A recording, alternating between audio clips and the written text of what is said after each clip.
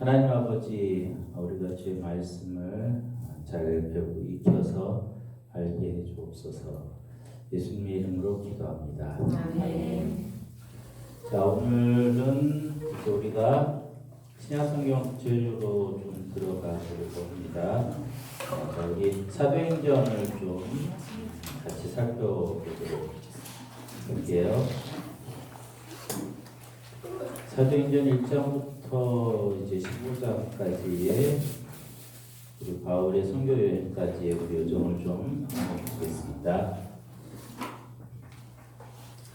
자, 예수님이 33년에 이제 부활하시고, 그 다음에 우리 35년까지도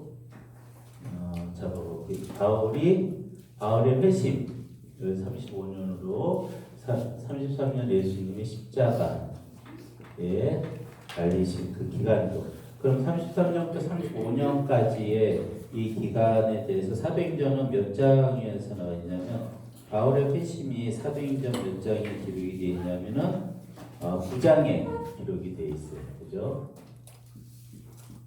바울의 회심이 사도행전 9장에 기록이 되어 있고, 1장에 예수님 십자가에 돌아가신 그 장면이 나옵니다. 자, 그리고 그 다음에 우리가 여기서 좀 기억해야 될 그 왕 중에 한 왕이 누구냐면 41년부터 44년까지, 사실 37년부터 이제 그 다른 지역을 하긴 했는데 41년부터 44년까지 예전에 그 헤롯 대왕이 그 다스렸던 모든 이스라엘 영토 전체를 이제 다스리게 돼요. 헤롯 아그리파.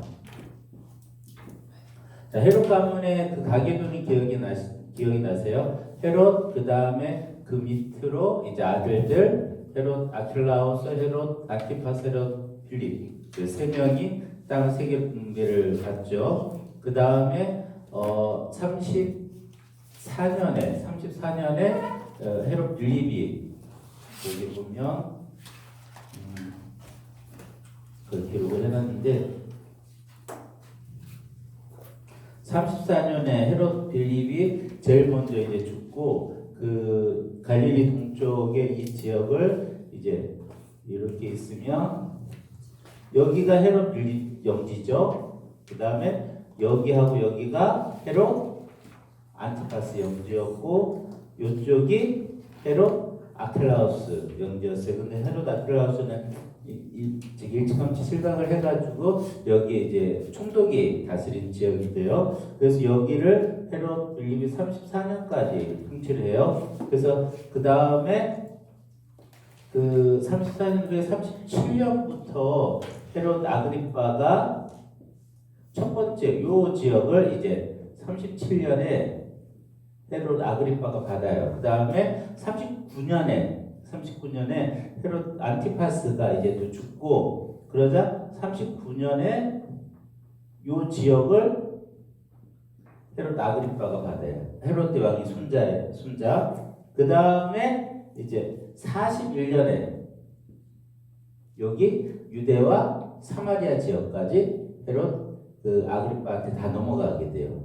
그러니까 실질적으로 예전에 헤롯 대왕이 다스렸던 영토를 거의 다시 다 갖게 되는 거예요.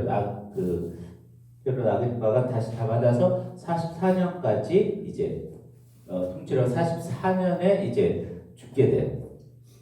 자, 이 44년에 죽을 때 요 시기 바로 전에 누가 헤롯 아그리파에 의해서 이제 죽임을 당했냐면은 야고보 사도가 이때 이제 죽임을 당하게 됩니다. 자, 좀 이따가 그 장면이 나오니까 이거는 그때 이제 다시 한번 생각해 보도록 하고, 자, 여기 41년, 44년 이렇게 연대가 되고, 그리고 우리가 사도 바울을 역사상에서 이제 만나게 되는 그 시기는 언제냐면, 바울의 선교 여행이 48년부터 이제 49년까지 1차 선교 여행이 시작이 돼요. 그럼 49년부터 52년까지 2차 이제 선교 여행을 가게 됩니다. 자, 1차 선교 여행의 주 목적지는 어디냐면 소아시아 지역. 그죠? 2차 전도행의 주 목적지는 마게도냐 지역이라 그래서 마게도냐와 아가야 지역이에요. 그래서 마게도냐 그러면 도시 두 개를 기억하시면 돼요. 어디죠? 빌립보하고 데살로니가. 빌립보 데살로니가. 아가야는 고린도. 자, 그다음 52년부터 53년부터라고 보여지는데 52년부터 57년까지 이 3차 전도행인데 3차 전도행의 주 타겟은 어디냐면 소아시아에 있는 에베소입니다. 자, 연대기가 이렇게 돼요. 35년에 바울이 회심을 해서 이제 48년부터 본격적으로 이제 선교 여행을 다니고 그 다음에 57년까지 3차 전도여행 거의 10년이죠. 10년 동안 이제 선교를 다니게 됩니다. 자, 그리고 사도행전에서는 요 예수님이 십자가에 달려 돌아가신 이후부터 바울에 의해서 바울 시기부터 시작된 박해, 그 시기까지의 이제 기록을 그 앞장에서 다뤄주고 있어요. 자, 그래서 요 시기에 사도행전을 보면 크게 이제 두 부분으로 나뉘어 좀 중요한 인물이 두 명이 나와요. 앞에는 누가 중요한 인물로 등장하냐면 베드로, 뒤에는 바울이 중요한 등장 인물로 나옵니다. 자, 바울의 이름이 원래 이름이 뭐라 그랬죠? 사울이라 그랬죠. 그래서 예전에는 이 사울이라는 이름은 높은 자고 이제 바울이라는 이름은 낮은 자라 그래서 바울이 사도로 회심한 후에 그가 스스로를 낮춰서 바울이라 그렇게 했다는 설교를 많이 들으셨을 텐데 그건 좀 근거가 부족한 얘기예요. 왜냐하면 모르셨어요? 사울은 히브리식 이름이에요. 여러분들 사울 그러면 기억나는 사람 있죠? 사울왕 맞아요. 사울왕이 어느 지파 출신이에요? 베냐민 지파 출신이죠. 바울이 어느 지파 출신이에요? 바울이 유다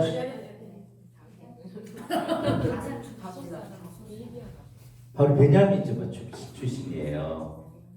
베냐민 지파 출신이니까 자기 지파 출신 중에서 그래도 제일 이름 있는 사람이 누구예요? 사울왕이잖아. 사울왕 초대왕. 그래서 선조의 이름을 따서 사울이나 이름을 지었고 히브리식 이름. 그 다음에 바울이라는 이름 뭐냐면은 그 로마식 이름이에요. 바울이 어디에서 태어났냐면 길리기아 다소에서 태어났어요. 그러니까 바울은 뭐냐면은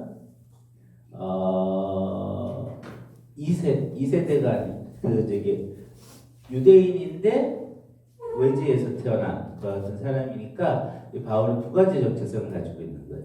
유대인이면서도 로마 시민 두 가지 정체성을 가지고 있으니까 이제 이름을 두 개를 가지고 있는 거예요.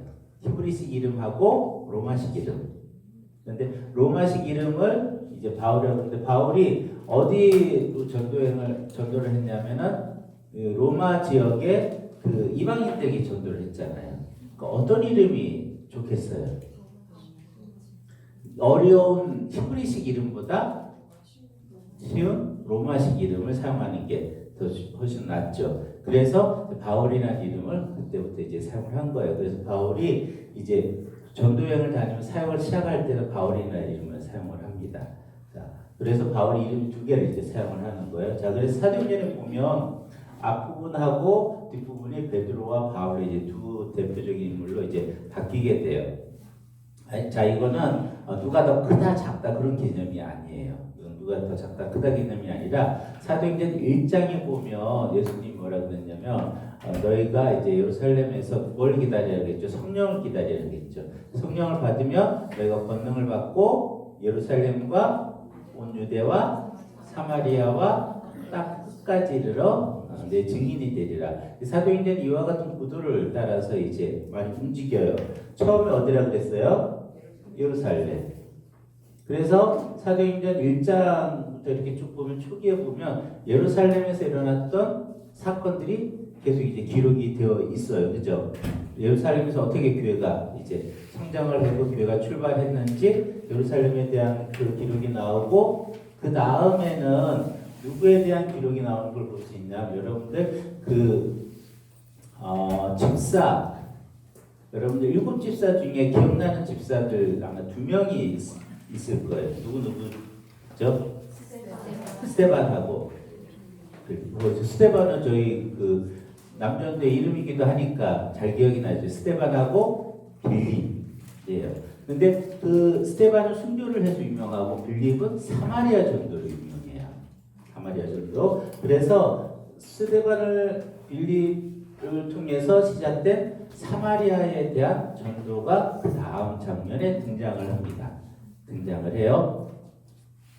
예루살렘과 온 유다 사마리아와 그 다음에 어디라 그랬어요?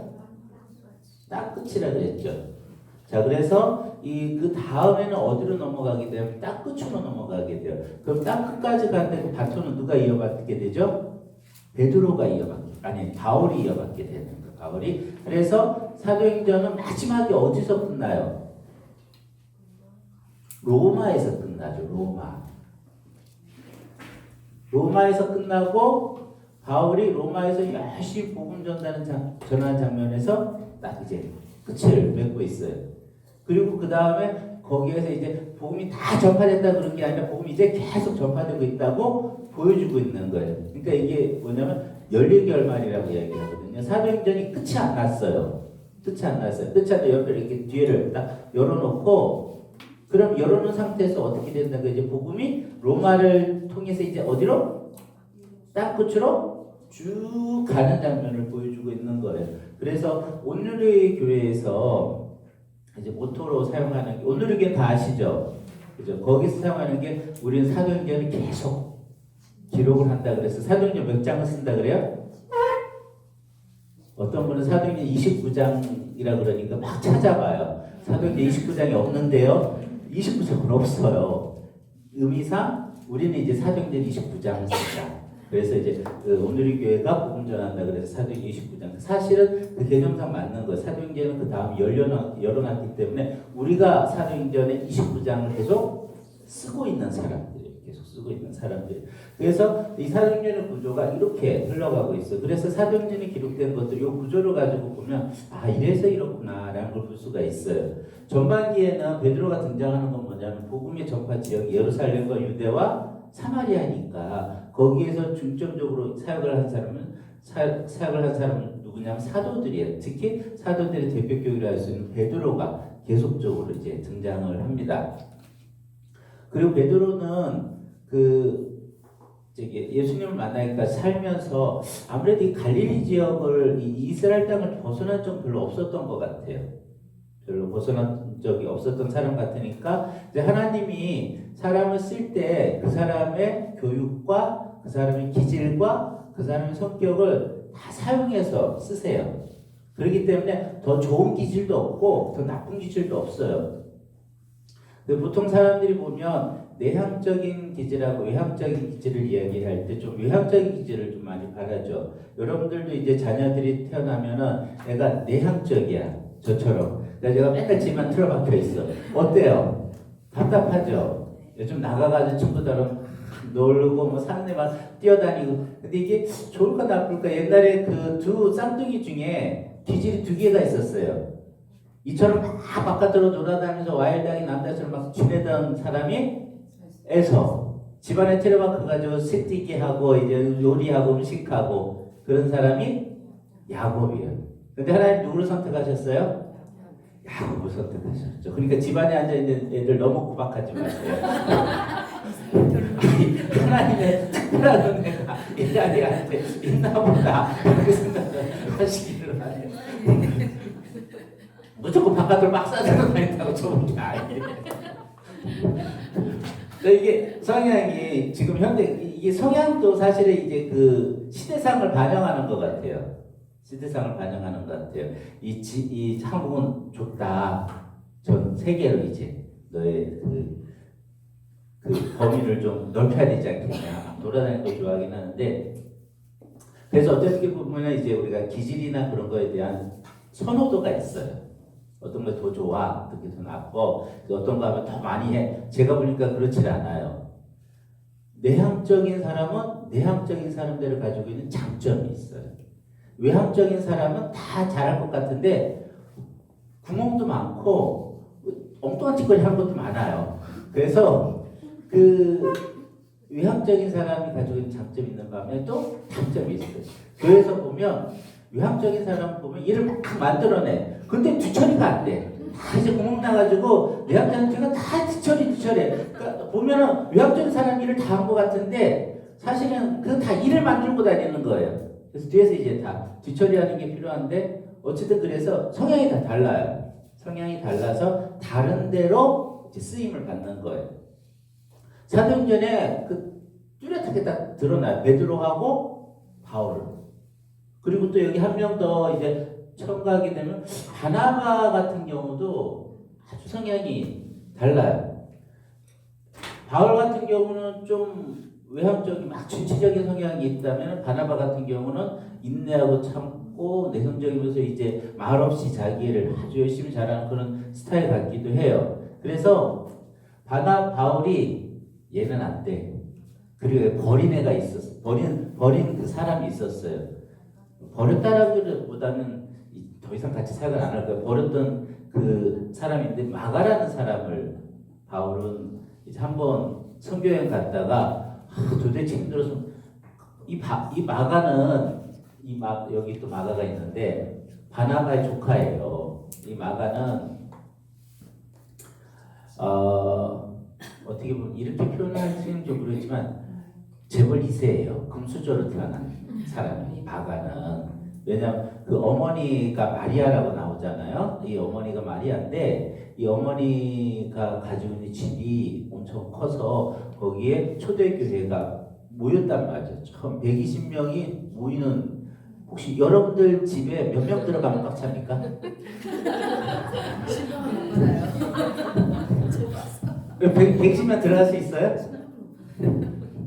지금도 120명 들어갈 수 있는 집을 가지고 있는 사람이 어느 정도 잘 사는 사람이에요? 꽤 잘 살죠? 그죠? 저희 집은 몇 명이 들어가려나? 그래서 지난번에 봤거든요. 10명 들어가니까 꽉 차나? 아닌데? 어쨌든 이제 그 축소에 따라서 다른데 어쨌든 120명이 들어가는 다락방을 가지고 있었다 그러니까 이 사람 굉장히 큰 부자인 거예요. 근데 이 집안이 전체가 다 부자가 봐. 이 어머니도 부자, 이 바나바도 부자, 밭을 가지고 있었어요. 그 밭을 팔아서 교회에다가 이제 그 낼 정도였으니까 그런 집안에서 자란 애가 마가예요, 마가. 그러니까 금수저를 타고 물고 태어난 거죠. 태어나서 자기 엄마가 돈이 많아. 그럼 얼마나 고생을 안 했겠어요, 마가가. 그런데 이제 그 삼촌하고 이제 덩달아 손잡고 저기 막 들떠가지고 선교여행을 갔는데 이 고생을 진창하게 되니까 나 이거 도저히 못하게 돌아가 버린 거예요. 돌아가 버리니까 이 바울은 이런 놈하고는 도저히 다시 못하게 돼. 이때 바울하고 이 바나바하고 대판 싸웠어요. 그러니까 여러분들 목사님들께 대판 싸워도 별로 신경 쓰지 마시기 바랍니다. 이 바울과 바나바 이 대사도들도 엄청나게 대판 싸우고 넌 네 길 가라 나 내 길 가라 서로 딴 길 갔어요. 나중에 화해하면 돼요. 여러분들도 싸울 때는 싸우세요. 그 대신에 뒤끝을 남기지 마세요. 죽었듯이 싸워도 그냥 일주일 만에 화해하면 돼요. 중요한 건 뭐냐? 화해하지 않는 싸움. 이게 무서운 거예요. 넌 아니야.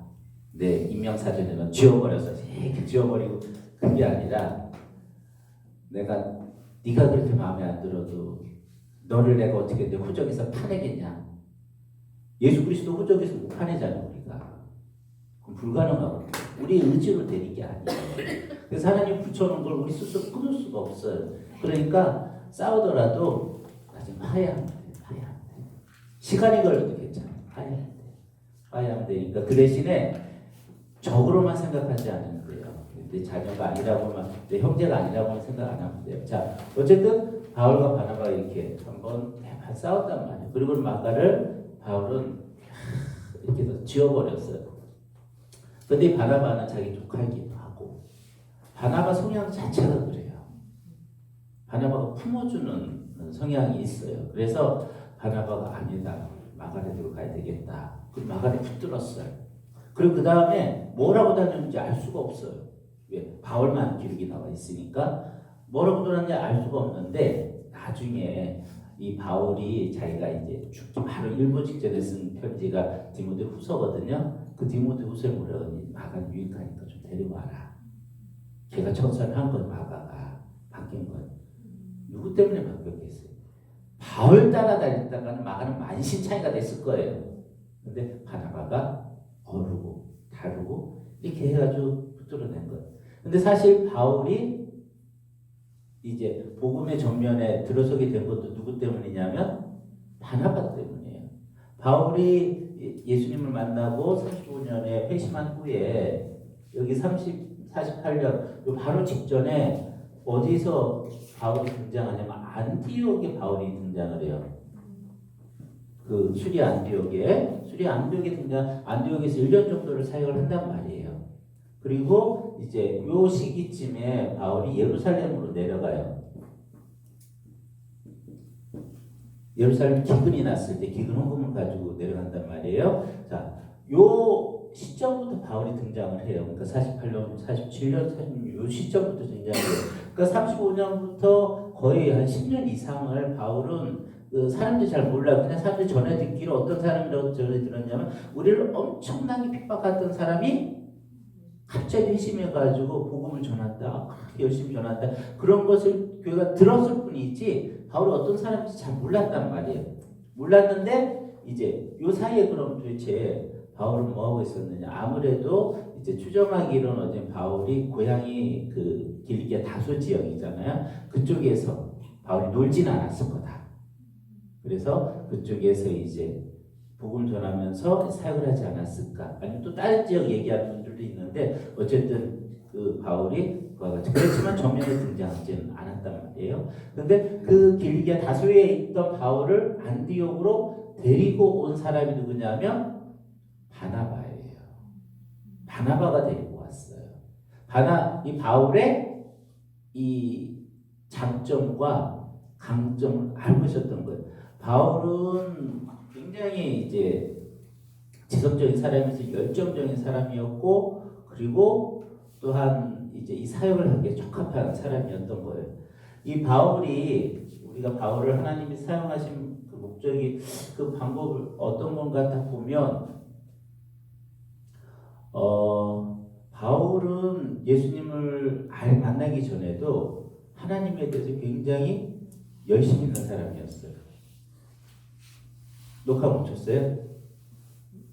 아니요. 계속 있죠.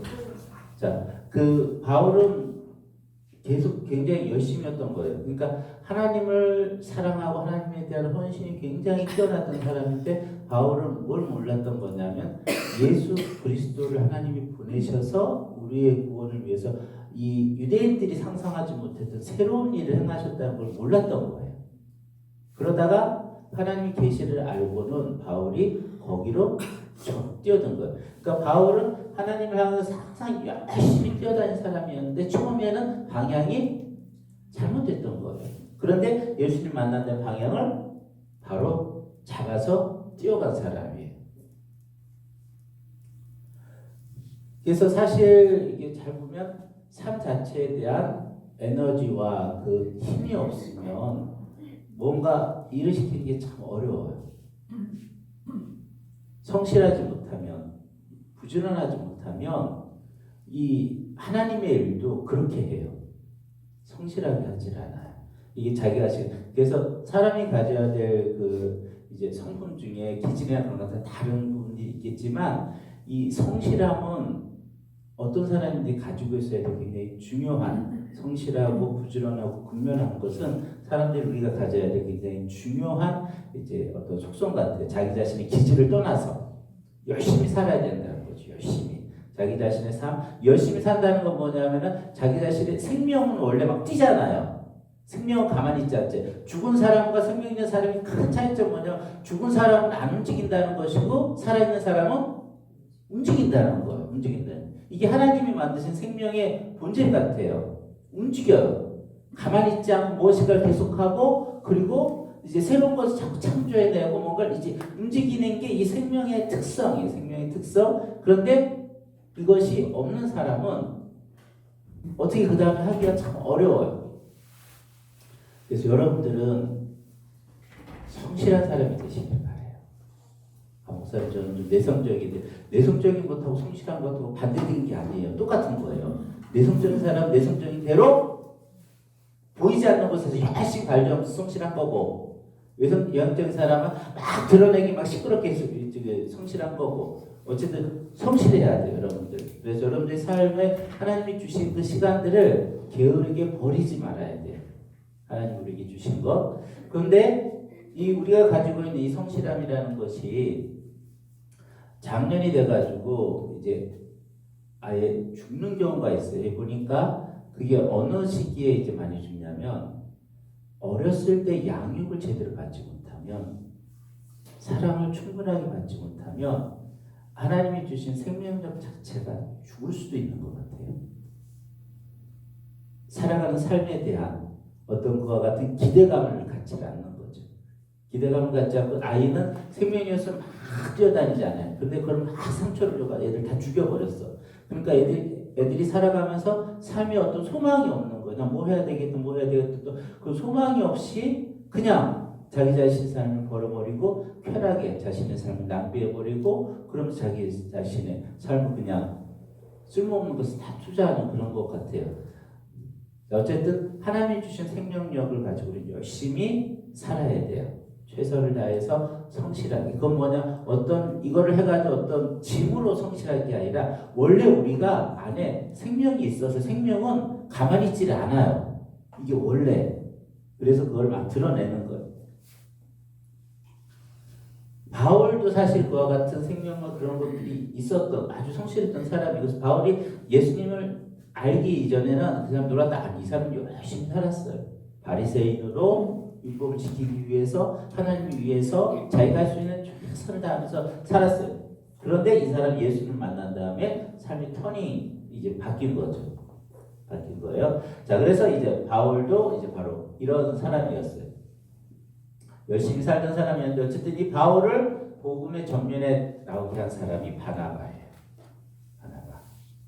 자, 이렇게 이제 되어 있습니다. 마가가 이렇게 사역을 하고, 자, 어쨌든 사도행전이 이렇게 크게 두 부분으로 나눠져 있어요. 그래서 바울은 다소에서 자라면서 철저한 유대인 가정에서 이방인 교육을 다 받았던 외국인 2세와 같은 것 속성을 가지고 있어요. 그러니까 하나님 바울을 어디로 이제 사용을 했냐면 유대인 본토가 아니라 주변 지역에 복음을 전도하도록 사용을 했어요. 베드로는 태어나서 자라면서 거의 갈릴리나 거기를 떠난 적이 별로 없을 거예요. 그래서 정통적인 이제 유대인으로 살았던 베드로는 그 예루살렘과 그곳에서 사역을 하도록 시켰어요.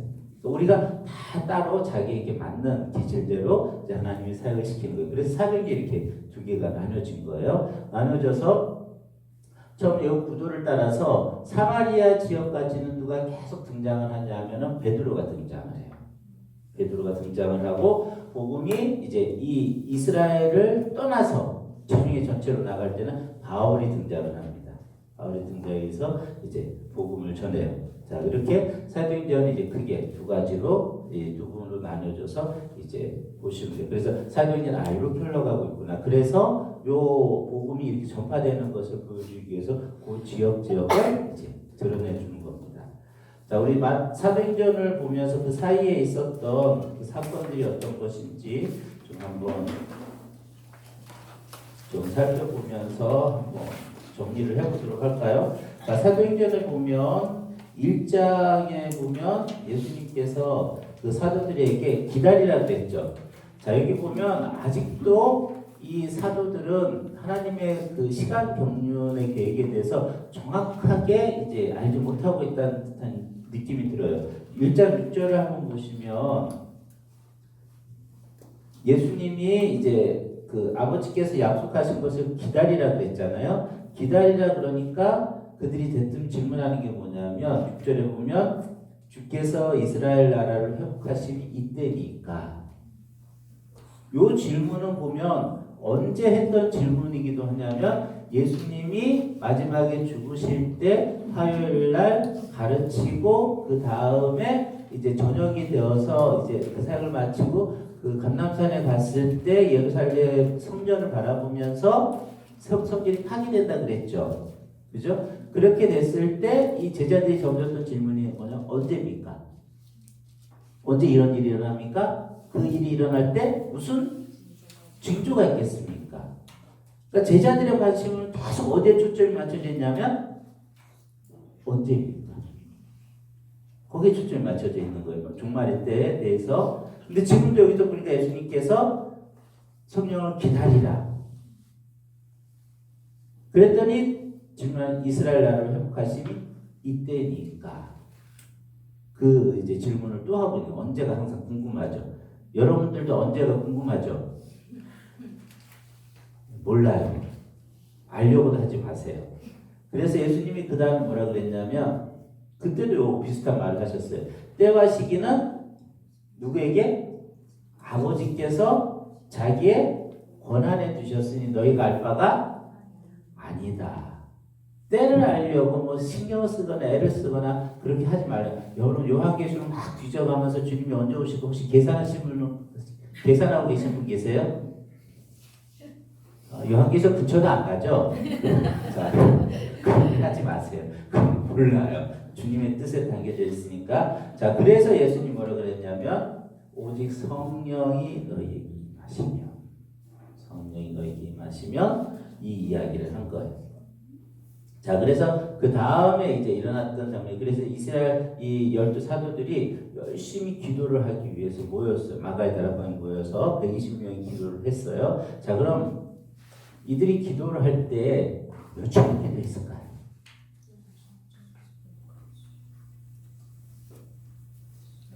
10일을 기도했어요. 저도 처음에는 사도들이 열심히 기도했다 그래가지고 엄청난 오래 기도한 줄 알았어요. 10일밖에 기도를 안 했더라고요. 왜냐하면 예수님이 부활하신 후에 며칠 동안 같이 계셨다 그러냐면 40일을 같이 있었다 그랬어요. 그리고 그 다음에 오순절 때 성령이 임했거든요. 오순절이 뭐냐? 부활 그 6월절 이후에 50일째 되는 날이거든요. 그러니까 요 사이가 기간이 10일밖에 안 돼요. 자, 그러면 예수님이 이제 제자들한테 야, 10일만 기다려. 10일 또 기다리면 그 다음에 성령이 부어져. 그렇게 얘기하셨나요? 기간을 얘기하지 않았어요. 그냥 기다리라고 했어요. 우리가 신앙생활하면서 답답해서 화병이 쓰러질 만한 이것 때문에 그래요. 주님은 절대로 우리에게 기간을 얘기해 주지 않아요. 기간을 얘기해 주지 않아요. 주여 언제 일이까? 주여 언제나 내 아들이 정신 차리고 돌아오겠습니까? 주여 언제나 내 남편이 주 앞으로 돌아오겠습니까? 우리는 항상 이 기간에 목을 메고 그 기간이 하루하루 이렇게 늦어지면 조바심이 나고 그리고 기간이 지나면 하나님 응답하시지 않는 것처럼 자꾸 압박을 받아요. 그 기간 때문에 우리가 힘들어해요. 근데 성경에는 하나님이 기간을 얘기하지 않으시는 성향이 있어요. 예수님도 10일밖에 기도 안 하면 되잖아요. 그런데 며칠인지 모르는 거예요. 그럼 제자들이 기도할 때는 10일 만에 오리라고 기대하고 알고 기대합니까? 아닌 거예요. 그럼 뭐만 믿고 기다린 거냐면 성령이 보내시겠다는 약속만 믿고 기도하는 거예요. 그럼 그 시간은 누가 정한다? 하나님이 정해서 때가 되면은 이제 주시는 거예요. 구약 성경에 이게 똑같아요. 여러분들 구약 성경부터 공부해 보셨으니까 이제 기억이 나실 거예요. 아브라함에게도 내가 너를 큰 민족으로 이렇게 하겠다 그랬죠. 몇 년 걸렸습니까? 500년 이상 걸렸어요. 400년, 500년 이상 걸렸어요. 이상 걸렸거든요. 자, 그리고 난 다음에 이스라엘 백성이 이제 가나안 땅에 들어간 거예요. 가나안 땅에 들어가고 그다음에 이제 산전수전 다 겪다가 결국에는 하나님 언약을 어겨서 이스라엘 백성이 망하잖아요. 그럼 그때 또 하나님 뭐라 그랬냐면 선지자들한테 그 날이 오면 하면서 이제 막 약속을 해주셨어요. 엄청난 약속을 하셨어요. 이스라엘이 세상 모든 민족 가운데 으뜸이 되고 뭐 어쨌든 좋은 말은 다 했어요. 근데 핵심이 뭐냐면 언젠지 얘기를 안 해줬어요. 그냥 그 날이 오면. 그리고 이제 가고 그리고 그 날이 오면 누가 온다 그랬어요? 메시아가 온다 그랬어요. 그래서 이스라엘 백성들도 목 빠지게 기다리고 있다가 다 쓰러졌어요. 그러고 난 다음에 500년이 지나고 나니까 떡하니 남루한 옷을 입은 한 사람이 갈릴리에서 나타나서 막 돌아다니면서 자기가 메시아라고 이야기한 거예요. 그날이 맞아. 그리고 예수님도 하나님의 그 이제 성령을 똑같이 물려받았는지 나를 얘기를 해주지를 않으세요. 예수님도 내가 다시 돌아오리라 그러면서는 몇 년이 지났어요? 2000년이 지났어요. 이 하나님 아버지나 아들 예수님이나 날짜를 정확하게 얘기를 하잖아요. 지금도 마찬가지예요. 성령이 임할 것이다 그러면서 그 날을 이야기를 하지 않았어요. 근데 하나님의 약속의 특성이 뭐냐면 날짜는 얘기하지 않는데 때가 되면 그게 꼭 이루어져요. 꼭 이루어져요. 그래서 이 제자들은 10일 동안 모여서 어쨌든 기도에 전혀 힘쓰니라 그랬어요. 기도에 전혀 힘쓰니라 그러면서 이들이 그냥 기도에만 전혀 힘쓰면서 또 한 가지 한 것이 뭐냐면은 12, 10이라는 제자의 숫자를 맞추는 것이었어요. 가룟 유다가 빠진 그 공석을 채워 넣어서 12를 맞춘 거. 이건 뭐냐? 구약의 이스라엘 백성을 이어받는 것 같은 상징적 하나님 백성의 숫자이기 때문에. 그래서 이 12지파라는 말이 보면 이게 우리가 생각하는 것처럼 산술적으로 정확하지가 않아요. 왜냐하면 이스라엘의 12지파라고 그런다면 어떻게 시작이 되냐? 그 루벤부터 시작이 돼가지고 베냐민까지 내려간 12명이 있단 말이에요. 그게 12지파예요. 12지파예요. 그런데 나중에 보면 레위 지파가 거기서 숫자에 은근슬쩍 빠지면서 그 요셉 대신에 므낫세와 에브라임 두 지파가 쑥 들어갔어요. 그래서 12지파, 어떻게 보면 레위 지파까지 합치면 13지파가 돼요. 그런데 이스라엘 절대로 13지파라고 이야기하지 않아요. 하나님의 백성 12지파라 그래요. 그래서 보면 이 12지파에 대한 그 숫자가 신약성경에 나중에 요한계시록에도 동일하게 하나님의 백성 12지파가 나온단 말이에요. 그 10이라는 숫자는 거기에 누가 들어가냐 빠지느냐 그걸 떠나서 그 10이라는 그 상징적 숫자 자체가 하나님의 백성을 나타내주는 숫자예요.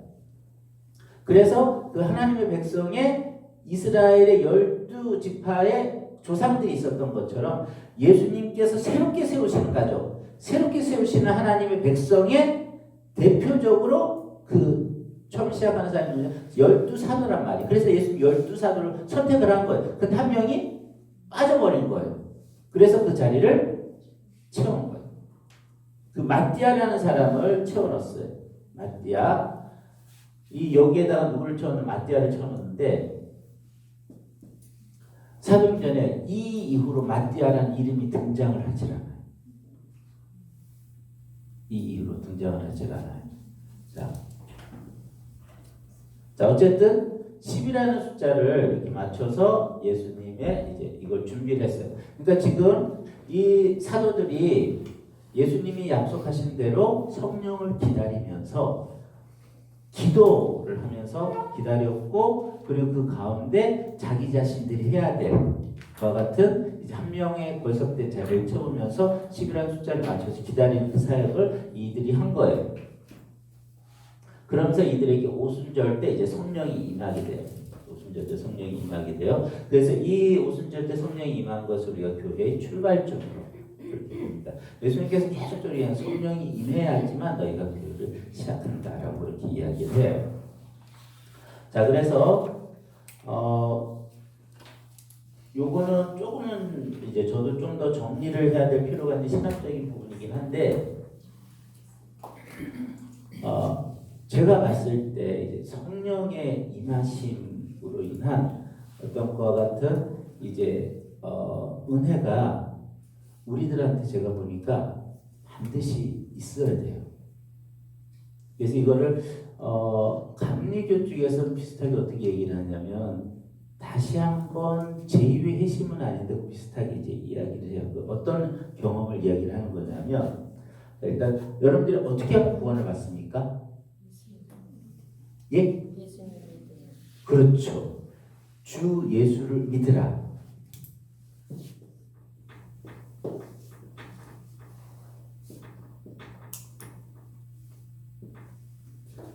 그래야만 너와 내 집이 구원을 받으리라 그랬어요. 이건 철저한 원칙이에요. 주 예수를 믿는다는 것은 뭐냐면, 예수라는 사람을 주로서, 메시아로서 인정한다는 얘기예요. 그렇게 되면 이건 무슨 의미가 되냐? 메시아라는 것을 인정한다는 것은 뭐냐? 예수님의 죽음이 나를 위한 죽음이라는 것을 인정하는 것이 돼요.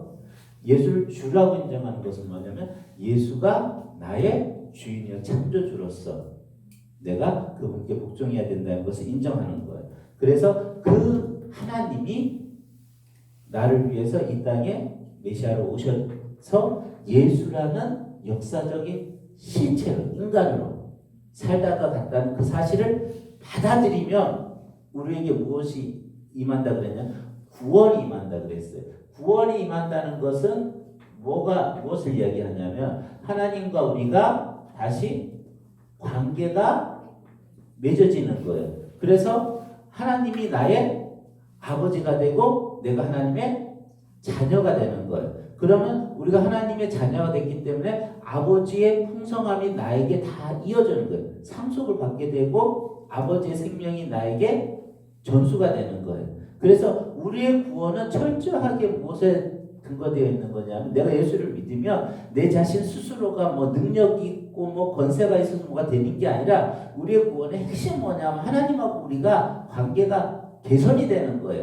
하나님과 우리가 관계가 개선이 되기 때문에 그 결과로 우리가 아들의 혜택과 권세를 누릴 수 있게 되는 거예요. 그러니까 첫 번째는 뭐냐? 하나님과의 관계 회복. 그 다음에 하나님과 관계가 회복이 됐기 때문에 그 다음에 아버지가 가지고 있는 재산이 내게 되는 거예요.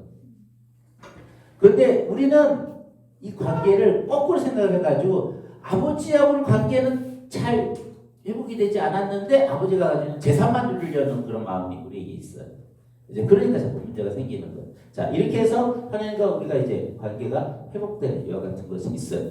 자, 이것은 그러면 한 가지 더 이렇게 얘기하면, 자, 예수님이 주님이시고 그리스도야. 예수님이 하나님이시고 예수님 창조주야. 그 예수님이 나를 위해서 죽으셨어. 그런데 이제 우리가 지금 2000년대 살고 있는, 우리가 2000년 전에 있었던 예수라는 사람을 이게 연결시킨다는 게, 이게 정상적인 사고를 가지고 있는 사람으로는 연결이 안 돼요.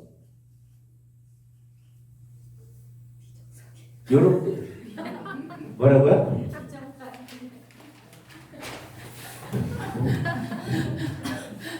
이 연결이 안 된다. 이게 도대체 이 사람이 나하고 무슨 관계에 있는 거야 도대체?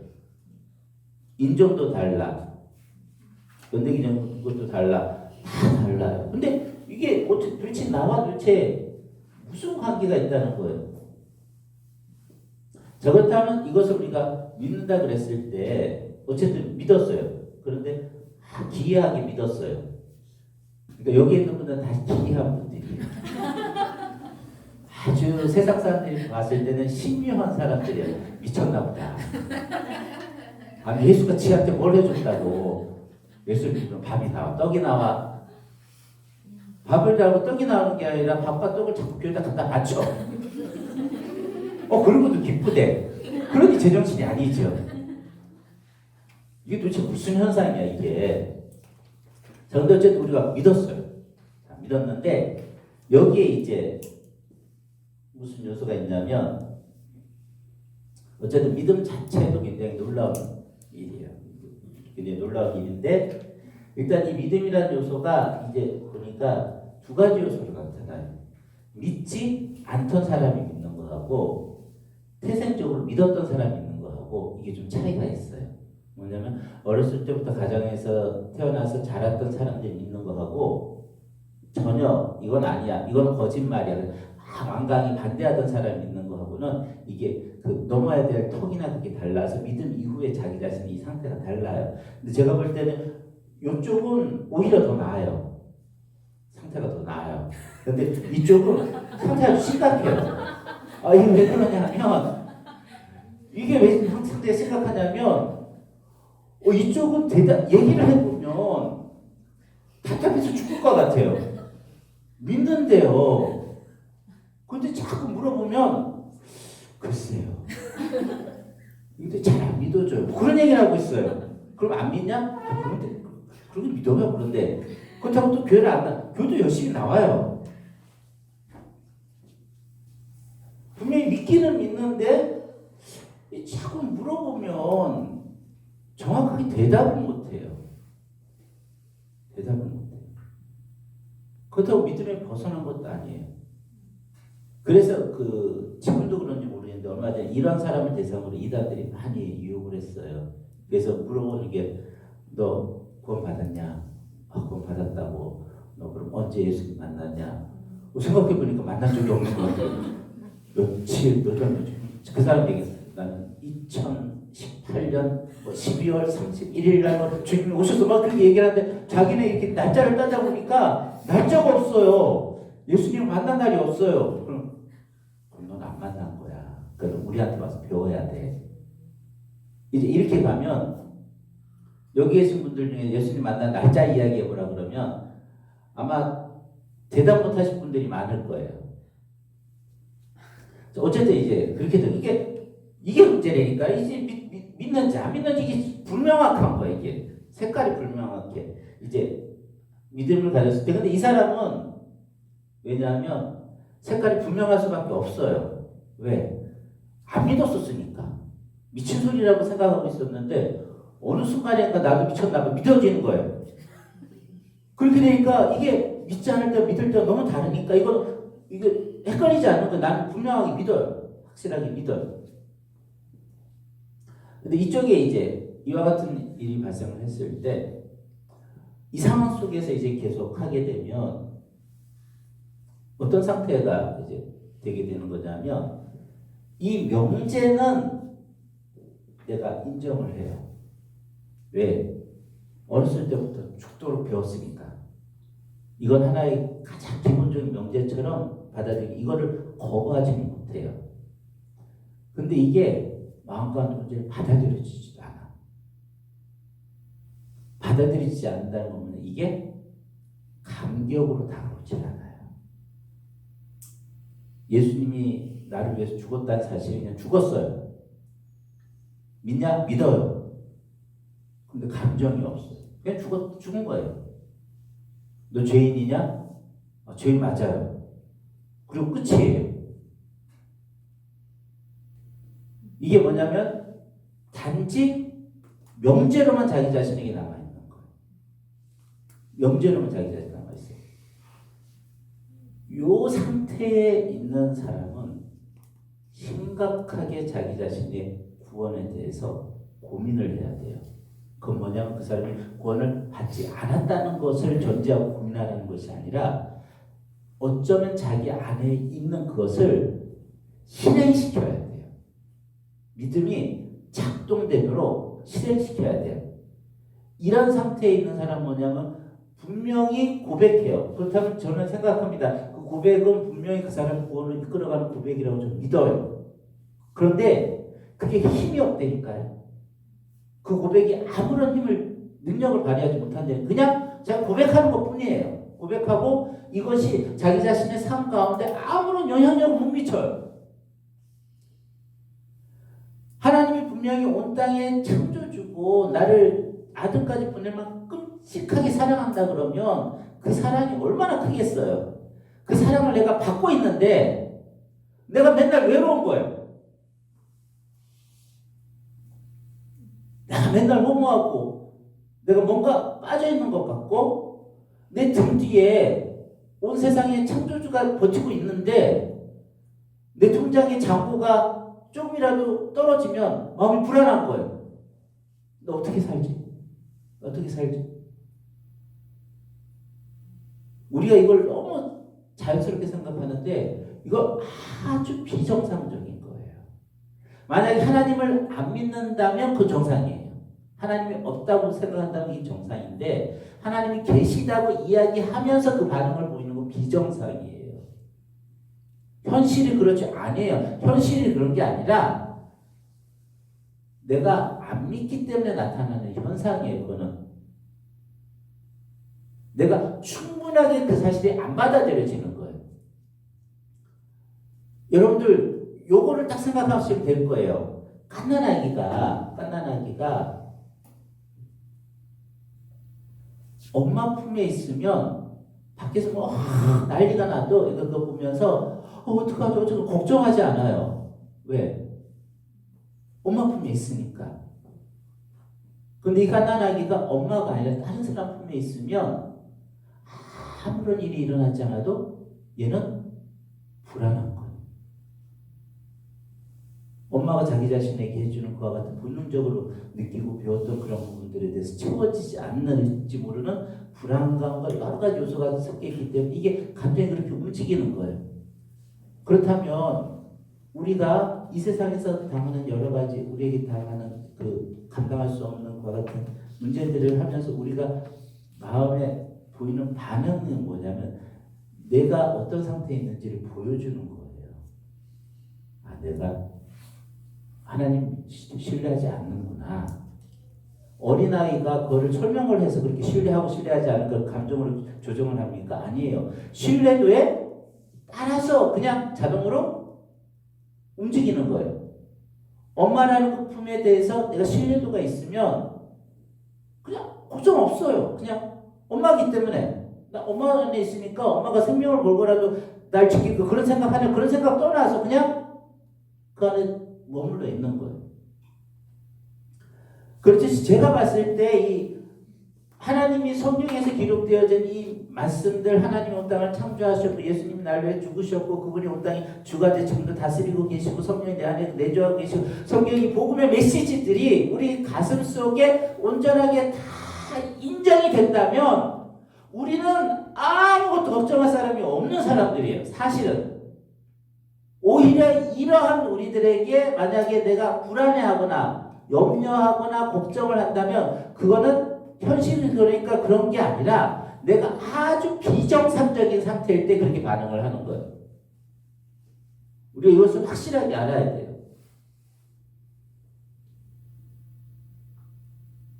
그런데 우리는 사실 그렇게 반응을 못해요.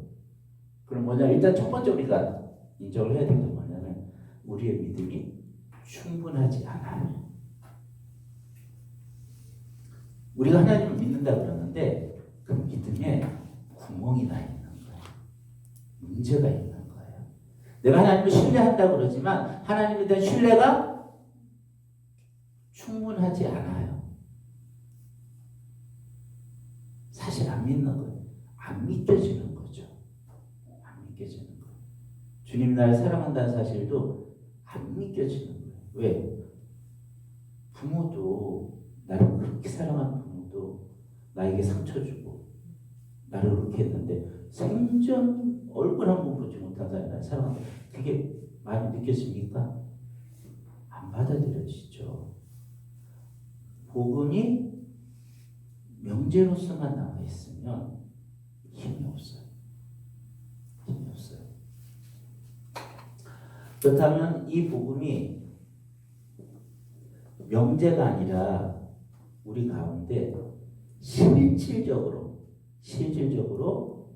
내 속에서 작용하고 역사한 것이 명제가 아니라 현실로 느껴지기 위해서는 이것이 경험되기 위해서는 제가 봤을 때 반드시 무엇이 이 사이에서 작용을 해야 되냐면 성령이 가운데서 이것을 변하신 그 성경의 메시지가 성령의 작용에 의해서 내 속에 들어와서 실제화돼야 돼. 성경이 나를 사랑하셔 그랬는데 문자적으로 사랑한다는 말이 나에게 성령을 통해서 딱 들어오게 되면 사랑이 막 느껴지면 나를 막 부풀게 하고 나를 그렇게 하게 하는 그런 어떤 내 감정과 전인격을 건드리고 예수 그리스도가 십자가에 죽으셨습니다. 그걸 봤을 때 그 사실이 내 영 속에 너무 큰 아픔과 사랑으로 깊게 다가와서 나를 완전히 뒤집어 놓는 내 속에서부터 막 불러 일어나는 불같이 나를 막 태우는 그 작용이 성령을 통해서 우리 안에 가능한 거예요. 우리의 지식과 성령을 뺀 상태에서 내가 아무리 성령을 연구하고 아무리 그것을 깨달으려고 해도 못 깨닫습니다. 이거 깨달을 수 있는 영역이 아니에요. 내가 공부해가지고 알 수 있는 영역이 아니에요. 명제로만 남아있는 건 그렇게 안 돼요. 이건 반드시 성령을 통해서만 이것을 우리 속에서 구체화되고 실현이 되고 이것이 가능하게 돼요. 내가 느낀단 말이에요. 그렇다면 성령이 우리 속에 이것을 현실화시키는데 어떻게 해야지 이 성령이 이것이 우리 속에 현실화될까? 그런 거 있잖아요. 그 오랫동안 신앙생활한 분들 중에 마음이 굉장히 여린 사람들 중에 이런 성향이 많이 있는 것 같아요. 내가 하나님을 진짜 알고 싶은데 도대체 안 느껴져요. 나하고 거리감 있는 것처럼 느껴져요. 이제 그렇게 되는 이유가 여러 가지가 있어요. 여러 가지가 있는 중에서 뭐냐면 이제 어떤 성향이 있냐면 하나님이 이 땅 가운데 부모를 주신 이유 중에 하나가 뭐냐면 부모에게서부터 아주 독특한 사랑을 받아요. 어떤 사랑을 받냐면 완전히 무조건적인 사랑을 받아요. 그러면 무조건적인 사랑에 대한 실체를 느끼는 거예요. 세상은 어떻게 사랑을 하죠? 다 조건적인 사랑이에요. 내가 잘나야지, 내가 뭐 가지고 있어야지 내 앞에 다가와서 나를 사랑한단 말이에요. 그래서 계속 익숙하게 되면 누군가가 무조건적으로 이렇게 사랑이 다가올 때 어떻게 하죠? 의심하죠. 저 인간이 뭘 뜯어먹으려고. 왜냐하면 무조건적인 사랑에 대한 경험이 없기 때문에 다른 사람의 무조건적인 사랑이 실제로 안 느껴지는 거예요. 안 받아들여지는 거예요. 내가 부족하고 내가 망가졌을 때도 부모는 어떻게 해요? 사랑하죠. 그래서 그 사랑을 경험하고 알게 되면 무엇을 알게 되면 무조건적인 사랑이 있구나라는 걸 알게 돼요. 그럼 그 무조건적인 사랑을 누가 해주는 거예요? 하나님이 우리에게 부어주시는 거예요. 그럼 내가 무조건적인 사랑이 이런 게 있어라는 선지식이 있기 때문에 하나님이 그 사랑이 왔을 때 이건가 보다라고 받아들일 수가 있게 되는 거예요. 근데 부모에게서 계속 조건적인 사랑을 받게 되면 하나님에게서부터 사랑이 올 때 우리가 어떻게 하냐면 조건적인 사랑으로 이해를 하면서 거기 조건적인 방식으로 반응을 하게 돼요. 그래서 이제 부모의 사랑을 통해서 우리가 하나님의 사랑을 알 수 있도록 하나님이 만들어 놓으신 것 같아요. 자, 어쨌든 그렇게 우리가 하나님의 그 사랑과 은혜를 배워야 되는데 이것이 이제 성령의 작용으로만 제가 볼 때는 이건 다른 필요는 없어요. 성령이 작용하면 되는데 그럼 성령이 이렇게 작용하실 때는 성령이 작용하실 때도 보면 성경의 성령의 작용을 어떻게 하냐면 우리가 예측할 수 없다 그랬어요. 요한복음에 보면 니고데모가 밤중에 찾아와서 이렇게 대뜸 얘기했잖아요. 거듭나야 된다. 그러면서 이제 물과 성령으로 거듭나야 된다. 그렇게 얘기를 하면서 성령을 뭐로 비유했냐? 바람으로 비유했어요. 이렇게 막 돌아가는데 사람들이 보이지는 않고 그런데 바람이 불고 지나간 흔적은 있어. 예측을 할 수가 없어요. 성령은 우리가 뜻한다고 해서 우리 마음대로 움직이시지 않아요. 그분의 길과 그분의 뜻을 따라서 주권적으로 그분이 역사를 하시는 거예요. 그래서 우리가 하나님 앞에 법칙이 있었으면 좋겠어요. 40일 금식기도 하면 성령 임하고 50일 금식기도 하면 능력이 임하고 60일 금식기도 하면 죽은 자를 살리고 뭐 이런 법칙이 있었으면 좋겠어요. 그러면 우리가 죽어라 하고 이걸 하면 하나님이 꼭 주는 거야. 이제 이게 뭘 했을 때 이제 보상을 주듯이 10일 금식을 하면은 내 영안이 열리고 뭐 30일 금식을 하면 다른 사람의 마음이 모이고 뭐 그런 게 있었으면 좋겠어요. 성령이 그렇게 막 역사하시는 게 있었으면 좋겠는데 성령의 역사하시면 날짜가 없어요. 이게 사람마다 다 달라. 그래서 어떤 사람은 그냥 이렇게 앉아있는데 성령이 임하는 사람이 있어요. 그런데 어떤 사람은 하고 이제 기다리는데도 안 임하는 사람이 있어요. 이게 성령의 역사하심이 이게 다 다른 거예요. 근데 이 성령의 역사하심을 가져오는 방법은 뭐냐면 사모함이에요. 이 사모함을 성경에서 뭐라고 그랬어요? 예수님 뭐라고 그랬냐면 마태복음 5장에서 심령이 가난한 자는 복이 있다 그랬어요. 심령이 가난한 자가 뭐로 온다 그랬어요? 하나님의 나라를 온다 그랬죠. 심령이 가난한 자는 복이 있는데 천국이 저희 것이라고 그랬죠. 가난하다는 건 뭐냐면은 가난하기 때문에 자기를 원망하는 게 아니라 가난하고 배고프면 어떻게 간절히 바라죠. 요 마음을 얘기를 하는 거예요. 이 간절한 심령으로 분명히 이 성경의 메시지 속에는 이 놀라운 게 들었는데 이 저에게 나에게 명제로만 닿거든요. 근데 이것이 내가 진짜 알고 싶은 간절히 알고 싶은 거 알고 싶어서 이것이 내 삶 속에 현실이 되어서 이것이 나에게 적용이 돼야 되는데 이게 계속 뜬구름 잡듯이 뭔가 바로 좀 잡힐 것 같은데 이게 안 잡히는 거예요. 이게 핵심이에요. 근데 여러분들이 아셔야 될 게 뭐냐? 예수 그리스도의 사랑을 안다는 건 뜬구름이 아닙니다. 이거는 절대로 뜬구름이 아니에요. 이거는 설명할 수 없지만 아주 명확하게 내 가슴속에 확 박히기 때문에 설명을 못하지만 그 실체를 부인할 수는 없는 실체예요. 하나님 사랑과 능력과 살아계심에 대한 그것을 우리 양심이 증거한다고 성령이 증거한다고 그랬을 때 그것을 그럴까? 그거는 아직 무지 않은 거예요. 성령이 이것이 임하게 되면 내 속에 부인할 수 없을 정도로 내가 존재하는 것보다 분명하게 존재하는 실체가 돼요. 사랑이라는 것이.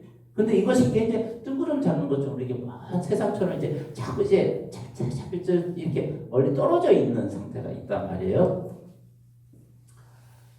안타깝잖아요. 그래서 성령을 그 안타까운 심정으로 간절히 사모하는 거예요. 간절히 사모하는 거예요. 사모하게 되면 성령이 이 사람에게 맞춰서 때가 되었을 때 이것을 열어줘서 이 사람에게 이것을 적용시켜 주는 거예요.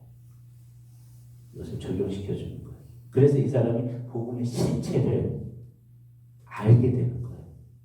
이건 구원하고는 다른 문제죠. 그죠? 복음의 실체를 알게 되는 거예요. 복음의 실체를 알게 되면 몰랐을 때와 알았을 때가 무슨 차이가 있을까요? 몰랐을 때 만약에 교회에 어떤 일을 한다 그러면 몰랐을 때는 뭔가 다른 이유 때문에 이래요. 그리고 몰랐을 때 일을 그렇게 하게 되면 이게 자꾸 반복이 되면 짜증이 나고 귀찮기도 하고 막 기쁨이 없어요. 근데 이 은혜를 알고 이제 일을 하게 되면 이게 뭐냐면은 그리고 그렇게 하게 되면 그런 식으로 이제 깨닫지 못한 사람한테 하게 되면 이게 뭐가 되냐면 자기 자신의 공로가 돼요. 공로가 되면 그 다음 어떻게 되는지 아십니까? 그 다음 뭐냐면 이 자기는 가지고 있는 이 공로를 가지고 다른 사람을 판단해요. 정죄해요. 반드시 이 길로 갑니다. 내가 했다라고 생각을 하게 되면 그 한 것을 가지고 다른 사람을 보게 되어 있어요. 반드시 보게 되어 있어요. 보게 되면 그 다음에 그 사람에 대해서 그 사람 하지 않는 것을 정죄해요. 이 길로 가거든요. 그래서 이런 사람은 일을 더 하면은 더 위험해져요. 뭐가 더 세져요? 정죄가 더 엄청나게 세져요. 근데 아무도 그 사람한테 뭐라고 얘기하지 못해. 왜? 그 사람이 이만큼 하니까. 이게 아주 위험한 영적 상태예요. 그런데 마음에 기쁨이 없어요. 기쁨이 없어요. 그런데 내가 이렇게 열심히 일을 하는데 내 주변의 사람들을 내가 자꾸 죽이고 있는 거예요.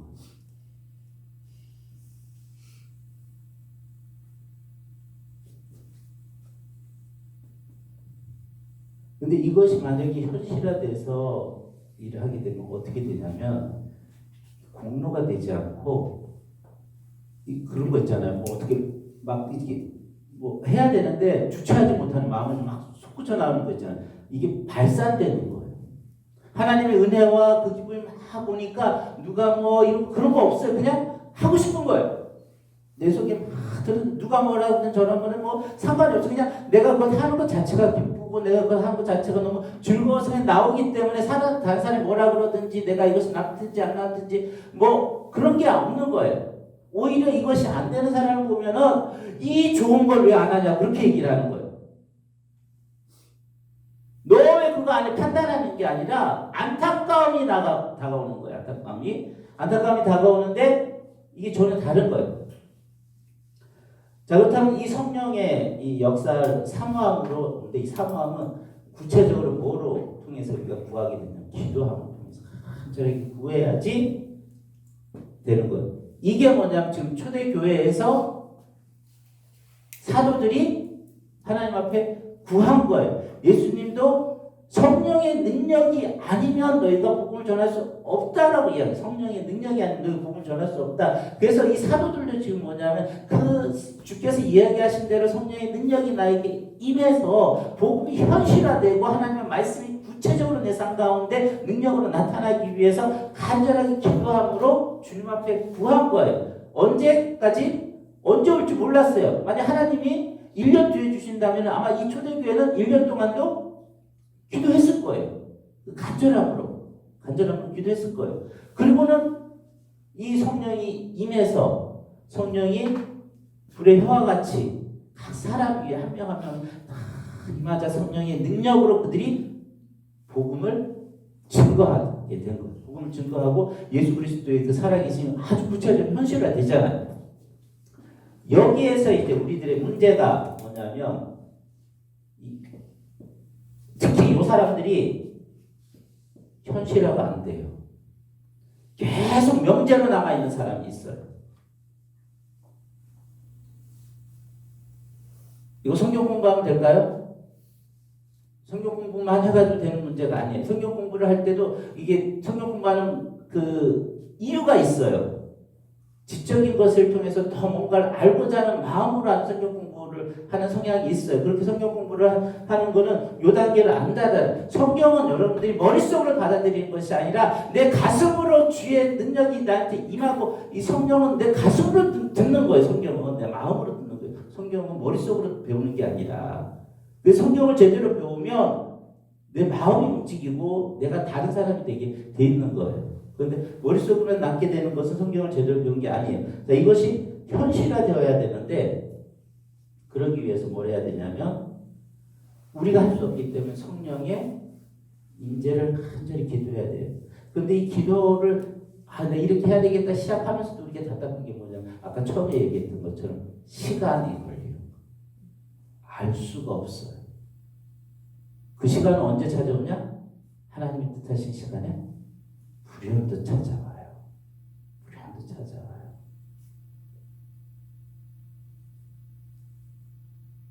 여러분들이 이걸 구해야 돼요. 하나님의 복음이 내 삶 속에 아주 실제적인 사실이 될 수 있도록 성령이 내 안에 일하시도록 그걸 기도해야 돼요. 끊임없이 기도해야 돼요. 그래서 이 부분이 그럼 내가 한꺼번에 다 되냐? 아니에요. 평생 동안 알아가는 거예요. 복음의 실체를 평생 동안 알아가는 거예요. 그래서 그럼 하나님이 이 성령이 우리에게 이것 실체를 다 아니에요. 하나씩 하나씩 우리 가슴에 새기듯이 알려주는 거예요. 새기듯이. 이 안에 뭐가 들어가 있어요? 예수 우리의 죄된 상태가 알려주고 하나님의 사랑도 있고 여러 하나님의 능력도 있고 하나님의 권세도 있고 뭐 하나님 거룩하심도 영광도 여러 가지 영역들이 실체로서 있는 것들을 하나씩 우리의 맡에 하나씩 집어넣어 주는 거예요. 하나씩 끼워주고 죄라는 실체를 봐도 죄라는 실체 존재를 깨닫는 것이 아니라 처음에는 내가 가지고 있는 죄가 이만한 이게 내 죄가 다이면 나중에부터 더 큰 죄가 내 속에 있는 것이 점점 보이는 거예요. 나의 실체 죄인된 나의 실체가 점점 깊게 성령의 은혜에 의해서 아주 구체적인 실체로 경험이 되는 거예요. 실체로 경험이 돼요. 그래서 성령의 은혜를 경험한 사람은 엄청나게 겸손한 사람이 돼서 사람들을 판단하지 않고 바르게 살아가는데 다른 사람들을 포용해요. 그래서 여러분들이 신앙생활을 잘못했을 거하고 잘한 것하고 차이점이 뭐냐면 신앙생활을 바르게 해서 오랫동안 신앙생활을 하게 되면 뭐죠? 여러분은 엄청나게 거룩한 삶을 사는데 엄청나게 타락한 사람은 긍휼히 여길 수 있어요. 그런데 잘못 신앙생활한 건 뭐냐? 자기가 조금만 거룩한 것 같으면 다른 사람 엄청나게 정죄하는 사람이에요. 그거는 신앙생활의 모습이 정직하게 성장하지 않은 모습. 왜냐하면 그건 불가능하거든요. 신앙생활을 바르게 한 건 하나님 은혜를 자기 죄를 점점 깨닫잖아요. 그럼 자기의 죄가 더 그 현미경으로 보듯이 자기 눈에 막 이게 보이는 거예요. 보이게 되니까 더 예민하게 거룩함으로 나아가게 되고 죄를 점점 흩어버리게 되는데 이 사람 점점 더 거룩해지는데 자기 자신이 그와 같은 상태라는 걸 아니까 다른 사람한테 함부로 말을 못하고 그리고 그걸 하면 안 된다는 걸 봤을 때 정죄가 나가는 것이 아니라 마음이 끊어진 거예요. 부모가 자식이 죄 짓고 막 나쁜 짓 할 때 정죄하면서 그게 먼저 나갑니까? 아니면 가슴이 막 무너집니까? 가슴이 무너지는 게 먼저예요. 그게 너 죽이려고 그렇게 객관화시키지 않는단 말이에요. 내가 헛산 것 같아요.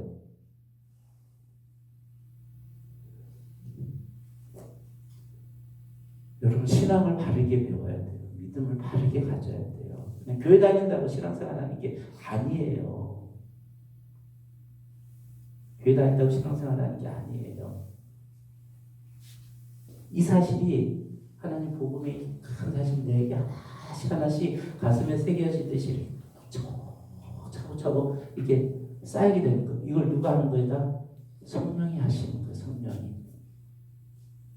그래서 이와 같은 삶을 구해야 돼요.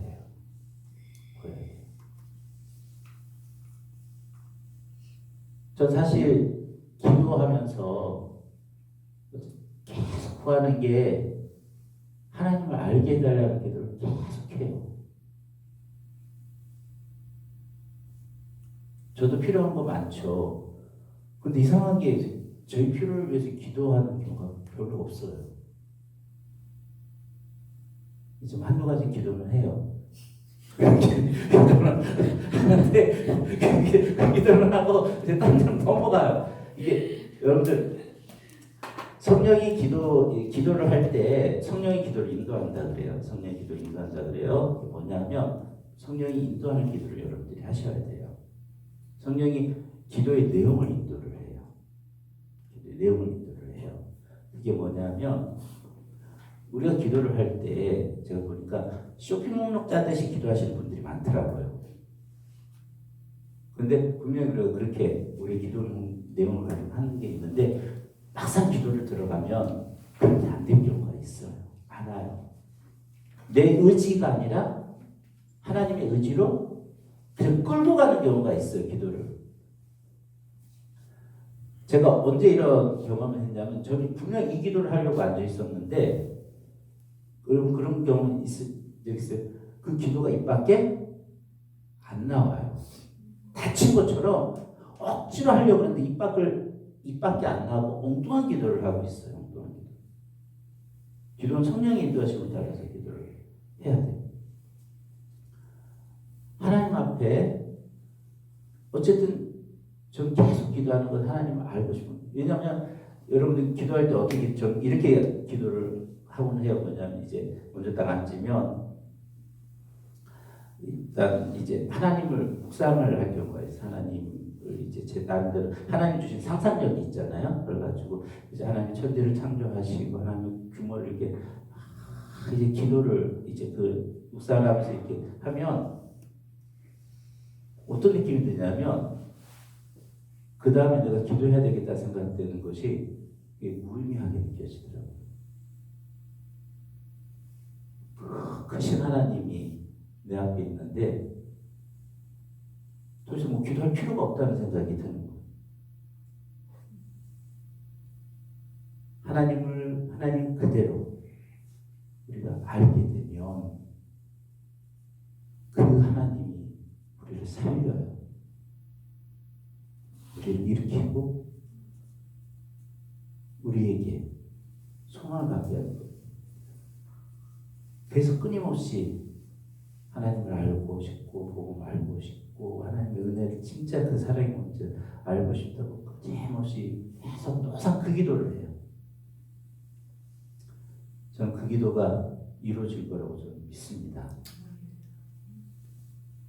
그러면 세상에 있는 거는 주든지 안 주든 아무 문제가 안 돼요. 하나님의 사랑을 알게 돼요.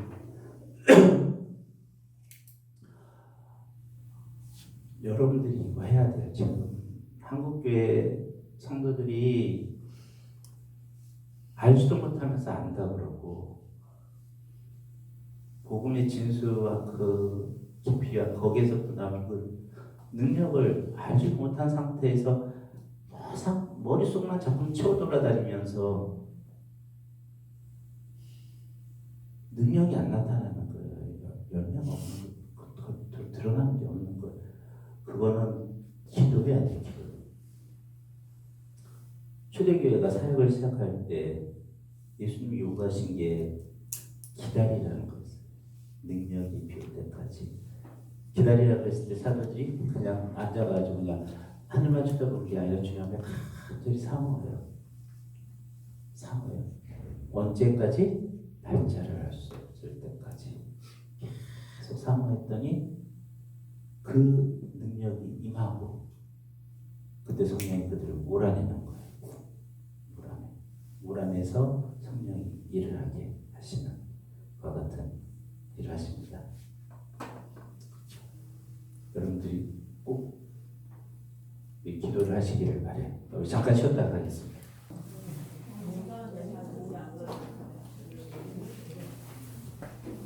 자, 계속하겠습니다.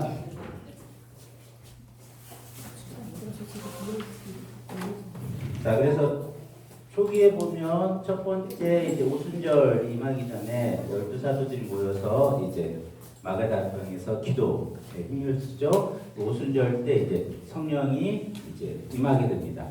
그리고 요것이 33년이니까 33년과 35년 요 2년 사이에 사실 초대교회에 굉장히 많은 일이 일어나게 돼요. 자, 우리가 알고 있는 것들은 보면 뭐냐면 이 초대교회에 이제 베드로가 설교를 하죠. 그죠? 오순절 성령의 강림에 대해서 이제 그 설교를 하고 이때 몇 명이 회심을 하냐면 3,000명이 이제 회심을 하게 돼요. 3,000명이 회심을 하게 되고 교회가 이제 엄청나게 성장을 하게 되고 그 다음에 나오는 사건이 뭐냐면 성전 미문에 앉아 있는 그 이제 나면서부터 걷지 못하게 된 사람을 베드로가 일으키게 돼요. 그리고 이 사건 때문에 이제 베드로가 어디에 체포가 된 사내들인에 체포가 돼요. 사내들인에 끌려가서 위협을 받게 돼요. 위협을 받게 되고 이때는 이 베드로와 요한이 이제 특별한 어떤 제재 받지 않고 다시 풀려나게 돼요. 풀려나면서 이들이 이제 모였던 곳에 가서 마가다 동호에서 같이 기도를 이제 하게 됩니다. 자, 여기 보면 이 사도행전을 읽다 보면 여러분 성전 미문이라는 말도 듣고 그리고 성전 솔로몬의 행각이라는 표현들도 이제 자주 볼 거예요. 그 솔로몬의 행각이나 이 부분이 어디를 이야기를 하는 거냐면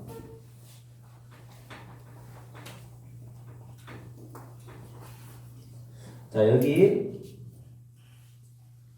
원래 성전에 터가 있어요. 그죠? 원래 성전에 터가 있어요. 그럼 이 성전 터 앞에는 반드시 뭐가 있다 그랬죠? 물두멍하고 번제단이 있어요. 번제단이 있고 이 주변을 감싸는 담이 있죠. 그죠? 요게 이제 솔로몬 때부터 계속적으로 되던 거예요. 자, 요 상태에서 이제 그 헤롯 대왕이 이 솔로몬 이 성전을 더 중축을 하게 돼요. 어떻게 중축을 하게 되냐면 그 솔로몬 헤롯 대왕에서 여기에 뜰이 하나가 더 만들어져요. 그 전에도 있었는지 아니면 그 다음에 있었는지 어쨌든 이 예수님 시대 뜰이 하나가 더 있어요. 요 앞에 뜰이 하나 있는데 여기에 뭐가 있냐면 여러분들이 아는 그 연복기라는 얘기 들어보셨죠? 연복기에 과부가 동전을 넣었다. 그 연복기가 여기 안에 있어요. 이 안에 있는데 이 과부가 여기 들어갔죠. 그러니까 여기는 뭐냐 여인들이 들어갈 수 있는 곳이에요. 여기 안쪽은 여인들이 못 들어가요. 그래서 여기를 뭐라고 여인들의 뜰이라 그래요. 여기를 여인들의 뜰이라 그래요. 자 그리고 이쪽 바깥쪽에 보면 이쪽에 뭐가 있냐면 팻말이 있어서 이 담이 있어요. 이 담에 팻말이 뭐라고 붙었냐? 이방인은 들어가면 죽임을 당한다. 이제 그런 팻말이 붙어 있어요. 그래서 이 안쪽 라인으로는 이방인이 못 들어가요. 그래서 여기를 뭐라고 하면 이스라엘의 뜰이라 그래요. 이스라엘의 뜰이라 그래요. 자 그리고 여기에서 주변으로 돌아가면서 이제 성전 구역에 이제 바깥 이제 그 담들이 있는 거예요. 담들이 있는데 이쪽에 보면 요 밑쪽으로 이게 원래 어떻게 되어 있냐면 이 성전은 바위산 위에 지어진 거예요. 바위산 위에 지어진 건축인데 요거를 옆으로 이렇게 보게 되면 바위산은 이렇게 된 형태예요. 그래서 처음에는 성전이 요 위에 건축이 됐는데 이 헤롯이 여기를 지경을 넓혔어요. 넓게 되니까 지대가 어떻게 돼요? 이렇게 되죠. 그러니까 이쪽에다가 이제 지으면서 이쪽을 구조를 메꿔서 여기를 이렇게 평평하게 만든 거예요. 평평하게 만들고 이쪽 안쪽은 이제 방을 만들어가지고 구조를 만든 거예요. 옆쪽을. 그래서 이 작업을 이제 헤롯이 한 거예요. 여기 작업을 여기 메꿔가지고 평평하게 만들고 이제 확장을 시켰으니까 확장을 시키고 이 밑에는 이제 공간을 사용할 수 있도록 구조물을 만든 거예요. 그래서 이렇게 더 확장을 한 거예요. 그래서 여기 앞쪽에 여기 남쪽인데 남쪽에서부터 이렇게 들어가다 보면 문이 두 가지가 있어요. 문이 두 가지가 있어서 그리고 여기에는 뭐냐면은 이쪽 주변을 돌아가면서 뭐가 있냐면 특히 이쪽 오른쪽에 뭐가 있냐면 이 여러분들 그리스의 건물을 보면 기둥을 세우고 위에 뚜껑을 덮어놓죠. 그러면 어떻게 돼요? 그늘이 져서 그 밑에서 사람들이 한담을 하거나 대화를 하거나 그러잖아요. 그 양식대로 솔로몬 이 성전을 양쪽을 이렇게 뜰을 만든 거예요. 그래서 여기에다가 기둥을 세워서 이제 지붕을 덮어놓은 거예요. 요 지역을 뭐라 그러는지 여기를 솔로몬 행각이라 그러는 거예요. 여기를 솔로몬 행각이라 그래요. 그래서 지금 이제 솔로몬 행각에서 여러 가지 일이 벌어지잖아요. 그래서 바로 여기를 이제 지칭하는 거예요. 솔로몬 행각. 자 그리고 그 다음에 여러분들이 예수님이 장사하는 사람들 다 뒤집어 엎었다 그랬죠. 그래서 장사하는 사람들 어디다가 이제 그 장사 진을 버려놨을까? 그렇게 했을 때 제가 생각을 하기에는 어디쯤이라고 보이냐면 이쪽 바깥쪽도 그런 사람들이 있어요. 근데 어디까지 제가 봤을 때 들어갈 수 있다고 생각되냐면 여기 이방인의 뜰, 요 바깥쪽 이방인의 뜰이 이스라엘 백성 들어간 뜰 여기까지. 여기는 누가 관할하는 구역이냐면 성전 전체죠. 대제사장이 관할하는 구역이에요. 성전에 제일 가까운 쪽에다가 아주 제일 좋은 곳에 몫을 놓고 여기서 상점을 차려서 장사를 하는 거예요. 아니면 여기를 임대업을 하는 거예요. 임대업을 하니까 돈을 더 주겠다는 사람이 있으면 여기를 해주면서 이제 여기에서 양이나 그런 것들을 팔면서 그런 걸 하는 거예요. 여기 이방인들 안쪽으로는 안 들어갔을 거예요. 분명 이방인들 안쪽으로는 여기 이스라엘들이기 때문에 안 들어갔고, 미문이라 그랬을 때 미문이라 그러면 성전 안에 있는 어떤 뭐 미문을 이야기를 보통 하는데, 제가 봤을 때 이쪽 미문이라기보다도 이쪽에 보통 이 동쪽으로는 안 들어가요. 남쪽에서부터 들어가요. 남쪽에 들어가는 이 문을 지금 이야기하고 있는 것 같아요. 그러니까 이 사람은 어디에 앉아 있었냐면 이 건물 바깥쪽에 여기 앉아서 들어가는 사람들한테 이제 구걸을 하고 있었던 거예요.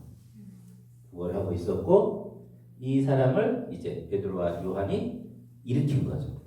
일으키게 되니까 이 사람들을 어디로 데려가는, 사내들인 그 사람들이 공회가 모인 곳으로 갔단 말이에요. 사내들인 공회가 어디냐면 여기 앞쪽에 건물이 이렇게 남는 공간이 있단 말이에요. 남는 공간이 이렇게 있으니까 이쪽에 큰 건물이 있었어요. 그래서 이 안에 방들이 있었어요. 방들이 있어. 그 방들 안에 사내들인 공회가 쓰는 전용 방이 있어요. 아무래도 그쪽으로 잡혀가서 이제 그 협박을 당한 거로 보여요. 자, 어쨌든 첫 번째 이와 같이 이제 이 사건 이후로 몇 명이 더 늘어났냐면 5천 명이 더 늘어났어요.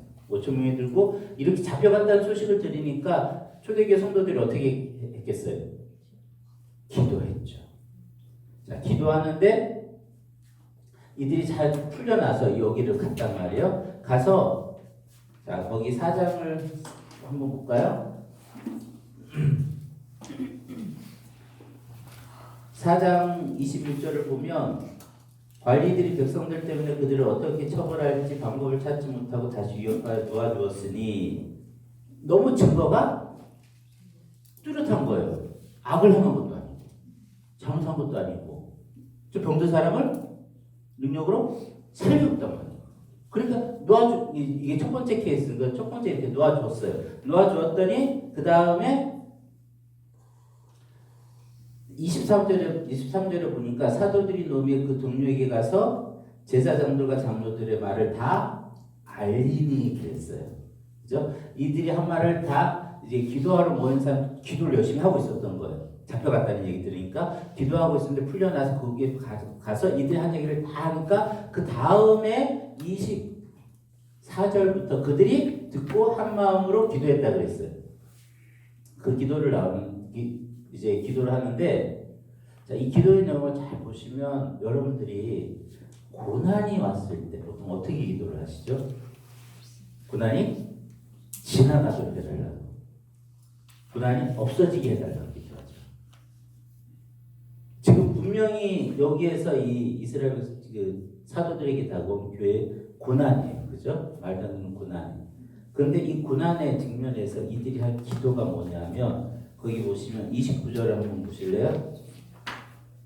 주여 이제도 그들의 위협함을 굽어보시옵고 또 종들로 하여금 담대히 하나님의 말씀을 전하게 하여 주시옵고, 보며 손을 내밀어 병을 낫게 하시옵고 표적과 기사가 거룩한 종 예수의 이름으로 이루어지게 하옵소서. 고난이 지나가 달라고 기도했습니까? 고난이 없어져 달라고 기도했습니까? 어떻게? 오히려 담대히 증거하고 우리가 하나님의 자녀인 것을 표징으로 나타내 주십시오 하고 기도합니다. 이게 기도하는 방식이에요. 우리는 고난이 사라지는 게 하나님의 뜻이라고 생각을 하고 기도하기 때문에 고난이 우리에게 남아있을 때 하나님이 기도 응답을 하지 않았다고 생각하는 거예요. 기도가 잘못된 거예요.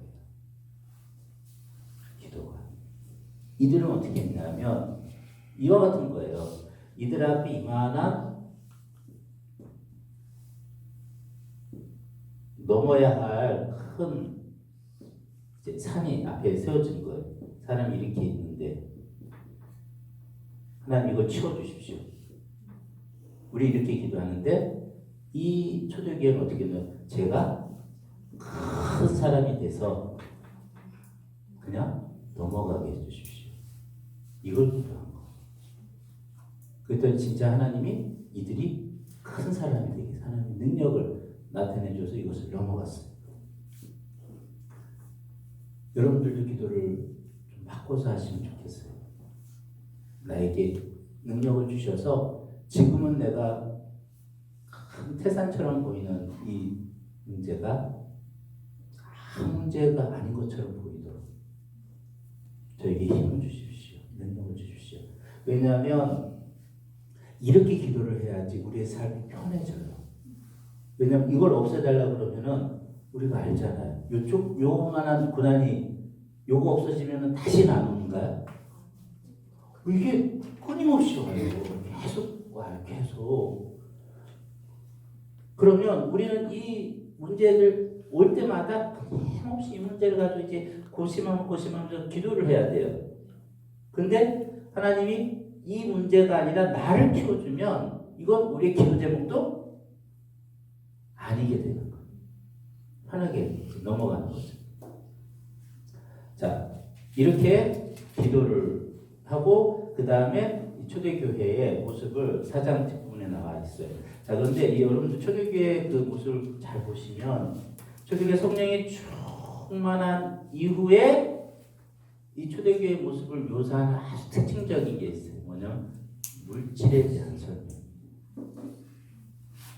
자기 것을 여기지 아니하고 자기 가치를 내어놓고 팔고 그러면서 교회가 같이 하나 되어서 이제 돼 있는 모습을 보여줘요. 이거는 뭐냐면 사실 이것에 대한 그 모델로 많은 사람들이 이제 그리스도인 공동체를 만들기도 하고 그러거든요. 공동체를 만들기도 하는데 근데 많은 경우 실패해요. 오래 가지 못해요. 이게 인간의 본성하고 안 맞거든요. 사람은 소유함으로 인해서 다가오는 기쁨과 그것에 대한 집착이 있어서 이게 버리지를 못해요. 우리 인간의 본성상. 근데 지금 이 초대교회는 이렇게 딱 됐을 때 사도들이 얘기하지 않았어요. 너 지금 몇 평에 사냐? 100평? 50평으로 줄여. 우리 가져와. 그렇게 얘기하지 않았어요. 이들이 성령의 충만함을 입게 돼, 은혜를 입게 되니까 자기 것을 내어주어서 다른 사람과 같이 나누게 되는 거예요.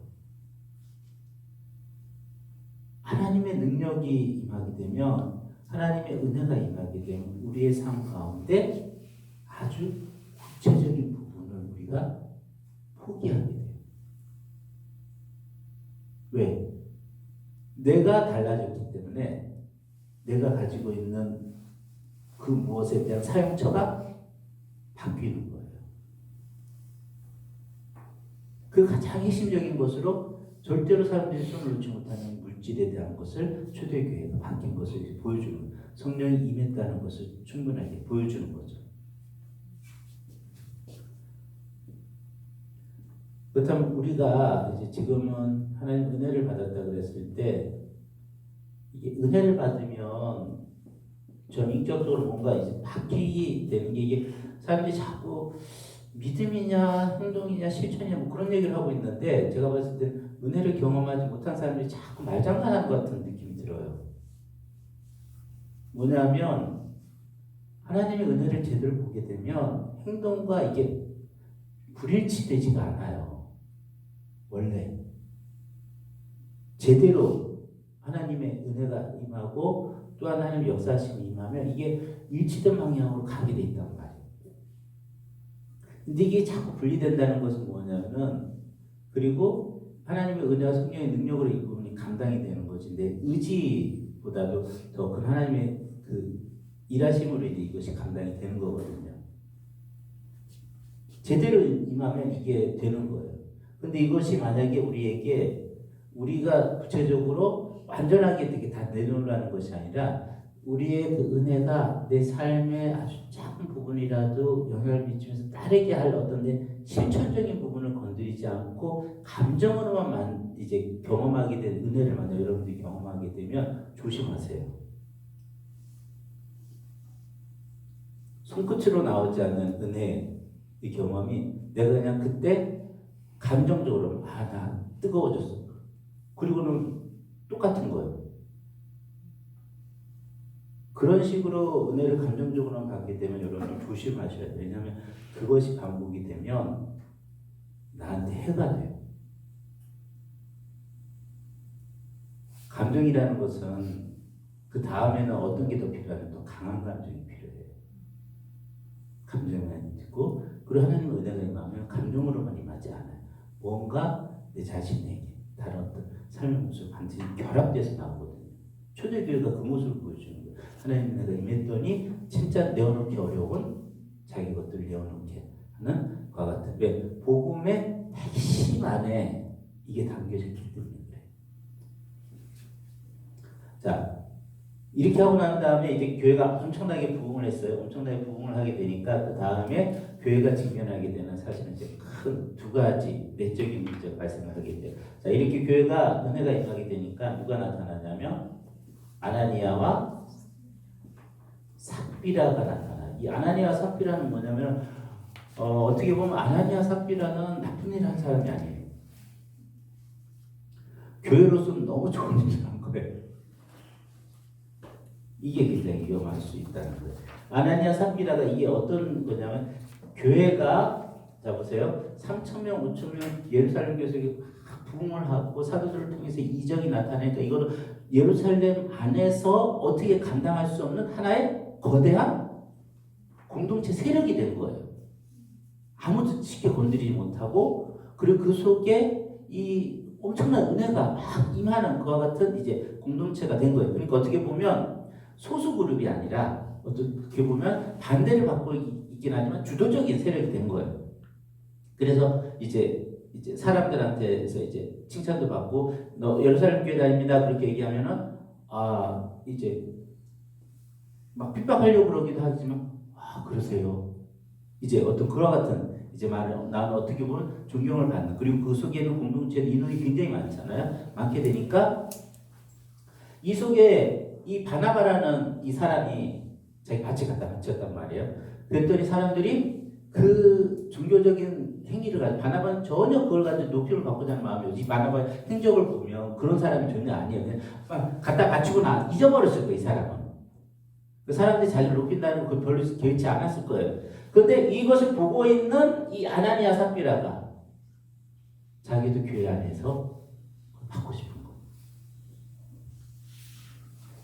받고 싶은 거. 그래서 재산을 다 팔았는지 반만 팔았는지 원래 그렇게 했는지 어떻게 했는지 딱 했는데 다 갖다 내려니까 이 걸리는 거예요. 그래가지고 반을 뚝 잘라가지고 반을 갖다 주고는 이게 뭐예요? 그걸 가지고 교회에서 이 바나바가 받았던 존귀함과 어떤 것 같은 명예를 얻고 자기 시선도 챙기고 그렇게 이제 한 거예요.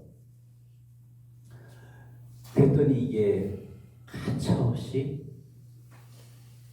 하나님 아나니아 삽비를 둘 다 데려가 버리셨어요. 이게 얼마나 무서운지 몰라요. 근데 여러분들 이걸 일반화시키지 마세요. 그럼 나 이만큼 내가 이만큼 하나님 평금해야 되겠다. 좀 지나고 이게 늘 그래요. 이게 처음에 이제 감정이 딱 올 때는 아멘 하려고 액수가 높아졌다가 하루가 지나면 내가 좀 과했나? 점점 지나면 좀 더 현실적이 돼요. 나 이거 얘한테 이것도 해줘야 되는데 이 액수가 자꾸 줄어들어. 그래가지고 주여 용서하소서. 그리고 이만큼 이제 딱 낸다고 해서 하나님이 너 그러고 이제 아내나 사피라처럼 나로 만나자 그렇게 하지 않아요. 이게 뭐냐면 그 다음에 초대교회도 분명히 이런 종류의 사람들이 있을 거예요. 그죠? 근데 모두 다 이렇게 데려가지는 않았어요. 이게 뭐냐면 하나님이 꼭 죽이려고 하는 게 아니라 어떻게 보면 이 아나니아 삽비라는 이 사람은 그래서 성경에서 분명히 초대교회 성도란 말이에요. 초대교회 성도인데 예수님의 비유 중에서 가라지를 심었다 그랬잖아요. 가라지는 밀이 자라다 보니까 가라지로 변한 겁니까? 종 자체가 가라진 거예요. 근데 가라진지 아닌지 구분이 안 된 것뿐이에요. 그렇다면 이 아나니아 삽비라 같은 케이스는 이 사람이 처음에 교회 하나님의 백성으로 구성으로 있었는데 나중에 욕심이 들어와서 이와 같은 짓을 했으니까 하나님이 넌 안 돼 그러고 이렇게 죽였는가? 이렇게 데려가셨는가? 이렇게 되면 어떤 결론이 다가오게 되냐면 하나님의 구원이 임했다가 나쁜 짓을 하니까 가져가게 돼버리잖아요. 그럼 우리도 하나님 이렇게 하다가 잘못하면 하나님이 우리 구원을 가져가시면은 이게 문제가 복잡해지잖아요. 그래서 이 아나니아 삽비라 제가 봤을 때는 원래 가라지였어요. 가라지였는데 그 초대교회 분위기에 휩쓸려서 들어온 거예요.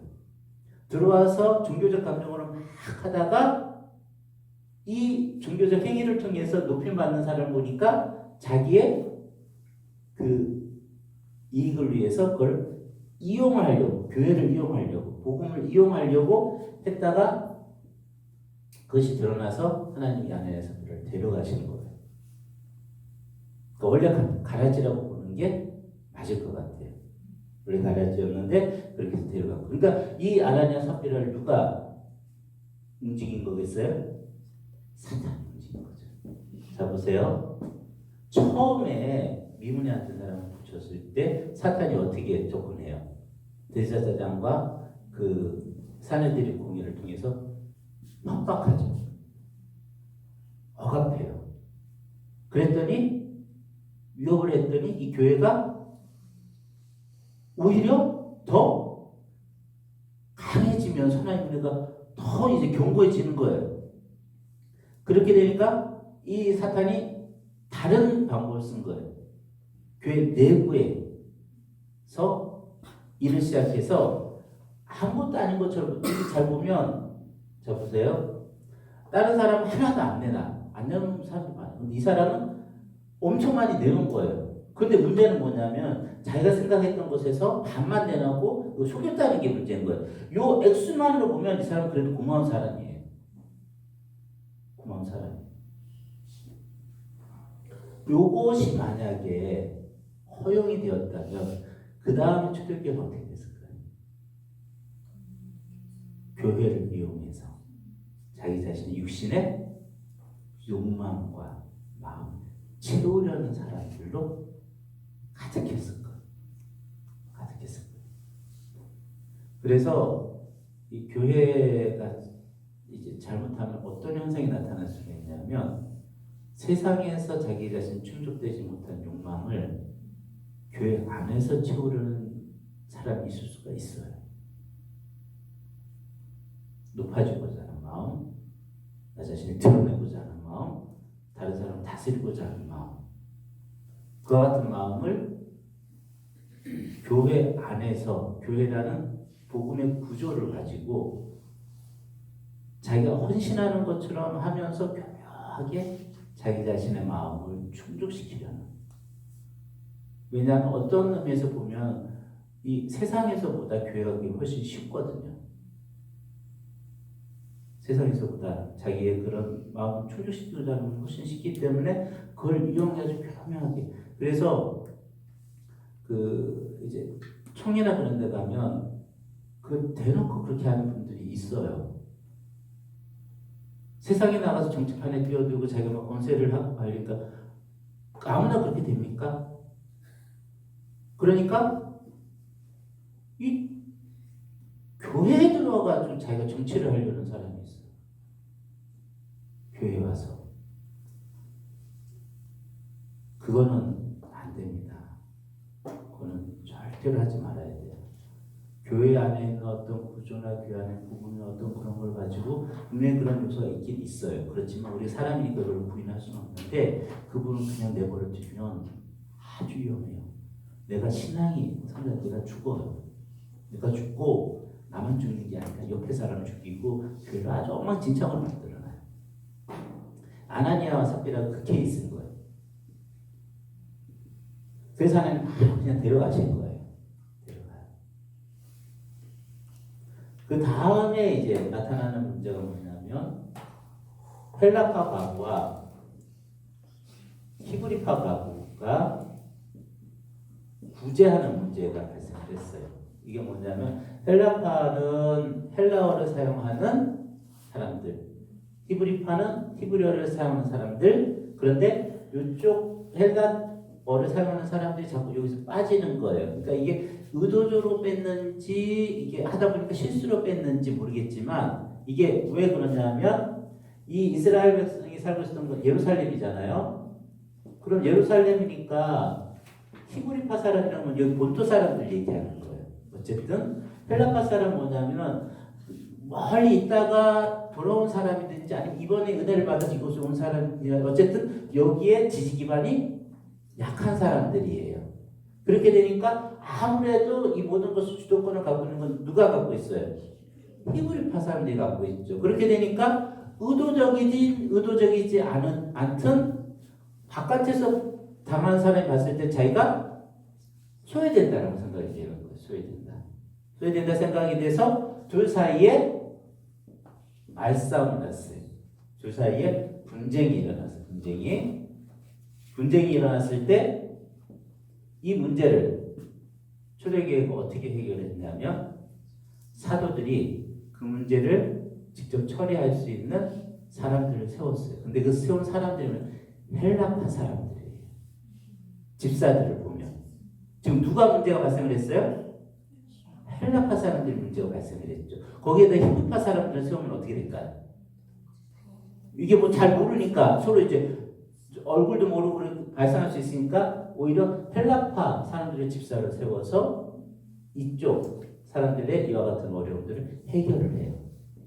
해결을 하고 사도들은 기도하는 것과 말씀 전하는 것에 전무하리라고 하면서 그것을 손을 떼요. 이와 같은 이제 초대교회의 모습은 뭐냐면 초대교회는 크게 두 번의 사건이 있었어요. 하나의 사건은 뭐냐면 이걸 그냥 내두면 초대교회가 완전히 색깔이 이상하게 변하는 거고 이 사건은 그대로 놔두면 교회가 갈라지는 거예요. 헬라파 교회, 히브리파 교회 이렇게 문제가 발생이. 첫 번째 교회 안에 문제는 발생할 수밖에 없다. 문제가 발생할 때 이상하다 생각하지 마십시오. 그럼 그렇지 그렇게 생각하십시오. 역시. 두 번째 뭐가 중요합니까? 어떻게 해결을 합니다. 일단 우리가 문제가 있다는 것 자체에 대해서 이상하게 생각하지 않고 오히려 의외로 해결할 수 있는 방법이 쉬워져요. 그 다음에 두 번째 문제를 해결할 때 방법은 뭐냐면 제가 보니까 두 번째 문제 이제 교회에서 문제가 없는 교회가 없잖아요. 두 번째 이제 문제가 발생했을 때 이제 할 수 있는 두 번째 조치 중에 보니까 제가 이제 상종을 안 하더라고요.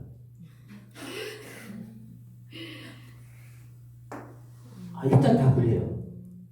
그러니까 문제가 해결이 안 돼요. 이게 어떤 거냐면은 딴집 사람들처럼 행동을 하는 거예요. 우리가 사회에서 이제 생활하다 이제 관계를 맺다가 이제 안 되면 알았어 그러면 네 길 가 난 나 길 갈게. 그럼 그냥 갈라진 문제가 아주 산뜻하게 해결이 되잖아요.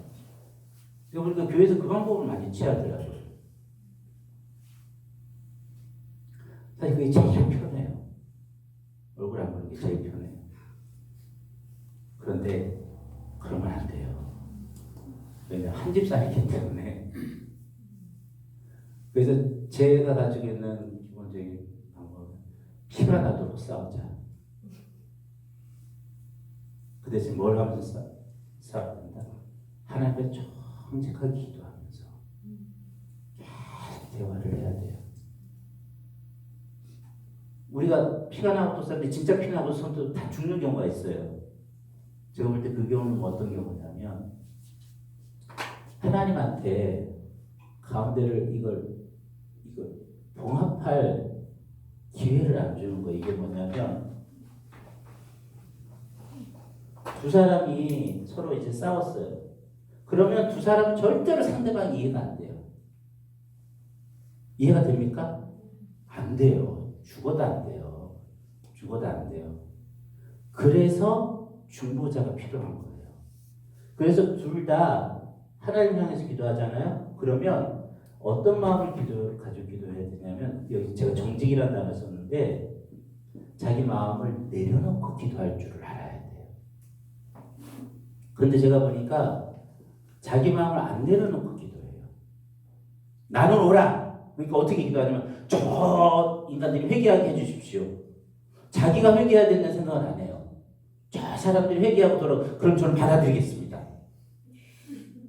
그럼 이쪽도 또 그렇게 기도를 하고 있는 거예요.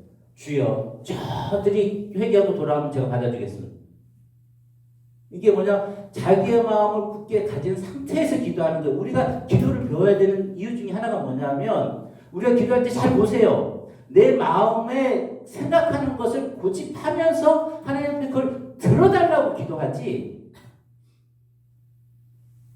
그 부분까지도 내려놓겠다고 기도 잘 안 해요, 우리. 보면. 그러니까 기도가 엉망이 되는 거예요. 그렇게 기도하는 거는 소용없어요. 그러면 그렇게 기도를 하게 되면 이게 어떻게 되는 거냐면, 이게 그리스도인들끼리의 문제는 그냥 세상 사람들은 이럴 수도 있고 저럴 수도 있고 화해할 수가 있는데, 이 그리스도인의 이 전쟁의 문제가 이제 싸움 나게 되면 이게 뭐가 되냐면, 다시는 만날 수 없는 하나님의 뜻을 저버린 자로 여겨지기 때문에 답이 없는 거. 이게 하나님이 정죄한 자이기 때문에 누구도 그걸 해결할 수가 없어요. 세상 사람들은 막 그렇게 휘저지게 싸우다가도 술 한잔 먹고 막 난리를 치고 난 다음에 미안해, 내 잘못했어, 어영하면서 할 수 있는 가능성이 있는데, 그리스도인은 이것은 정의의 하나님과 관련된 문제이기 때문에 이걸 하나님께 대적하는 것으로 이렇게 문제가 자기 스스로의 생각을 확산시키면 답이 없어요. 이거는. 그러면 한쪽은 뭐냐면 하나님의 이름으로 끊임없이 울면서 기도해요. 그럼 또 다른 쪽도 하나님의 이름으로 끊임없이 기도해요. 그럼 이 둘을 다 보고 있는 세상 사람들은 웃긴 거예요. 서로를 원수처럼 여기면서 양쪽에서 따로 하나님께 기도하는 거예요. 그럼 이 세상 사람이 볼 때 하나님은 두 명이에요. 이들의 기도를 들어주는 하나님, 이들의 기도를 들어주는 하나님. 자기의 마음을 내려놓지 않고 기도하기 때문에 그래요. 내 뜻을 관철시키려고 기도하는 거지, 하나님의 뜻을 관철시키고 내 자신을 낮추기 위해서 기도하지 않기 때문에 이게 문제가 발생하는 거예요. 이 경우에는 금식을 하다 어떻게 하면 철저하게, 나도 틀릴 수 있고 나도 잘못됐을 때, 이건 어쨌든 정직한 기도를 배운 사람이 하는 수 있는데, 그 마음을 내려놓고 내 의지가 아니라 하나님께 계속 들어가는 거예요. 그러면 하나님 쪽으로 가면 하나님이 어떻게 하시겠어요? 포기하시죠. 그리고 또다시 대화하고, 그리고 하나님 보고 간절히 기도하고, 그렇게 하다 보면 하나님 가운데서 그 사람의 마음 만져주면 서로 화합하게 만들죠. 우리가 지금 보면 하나님을 중재자로 안 여겨요. 중재자.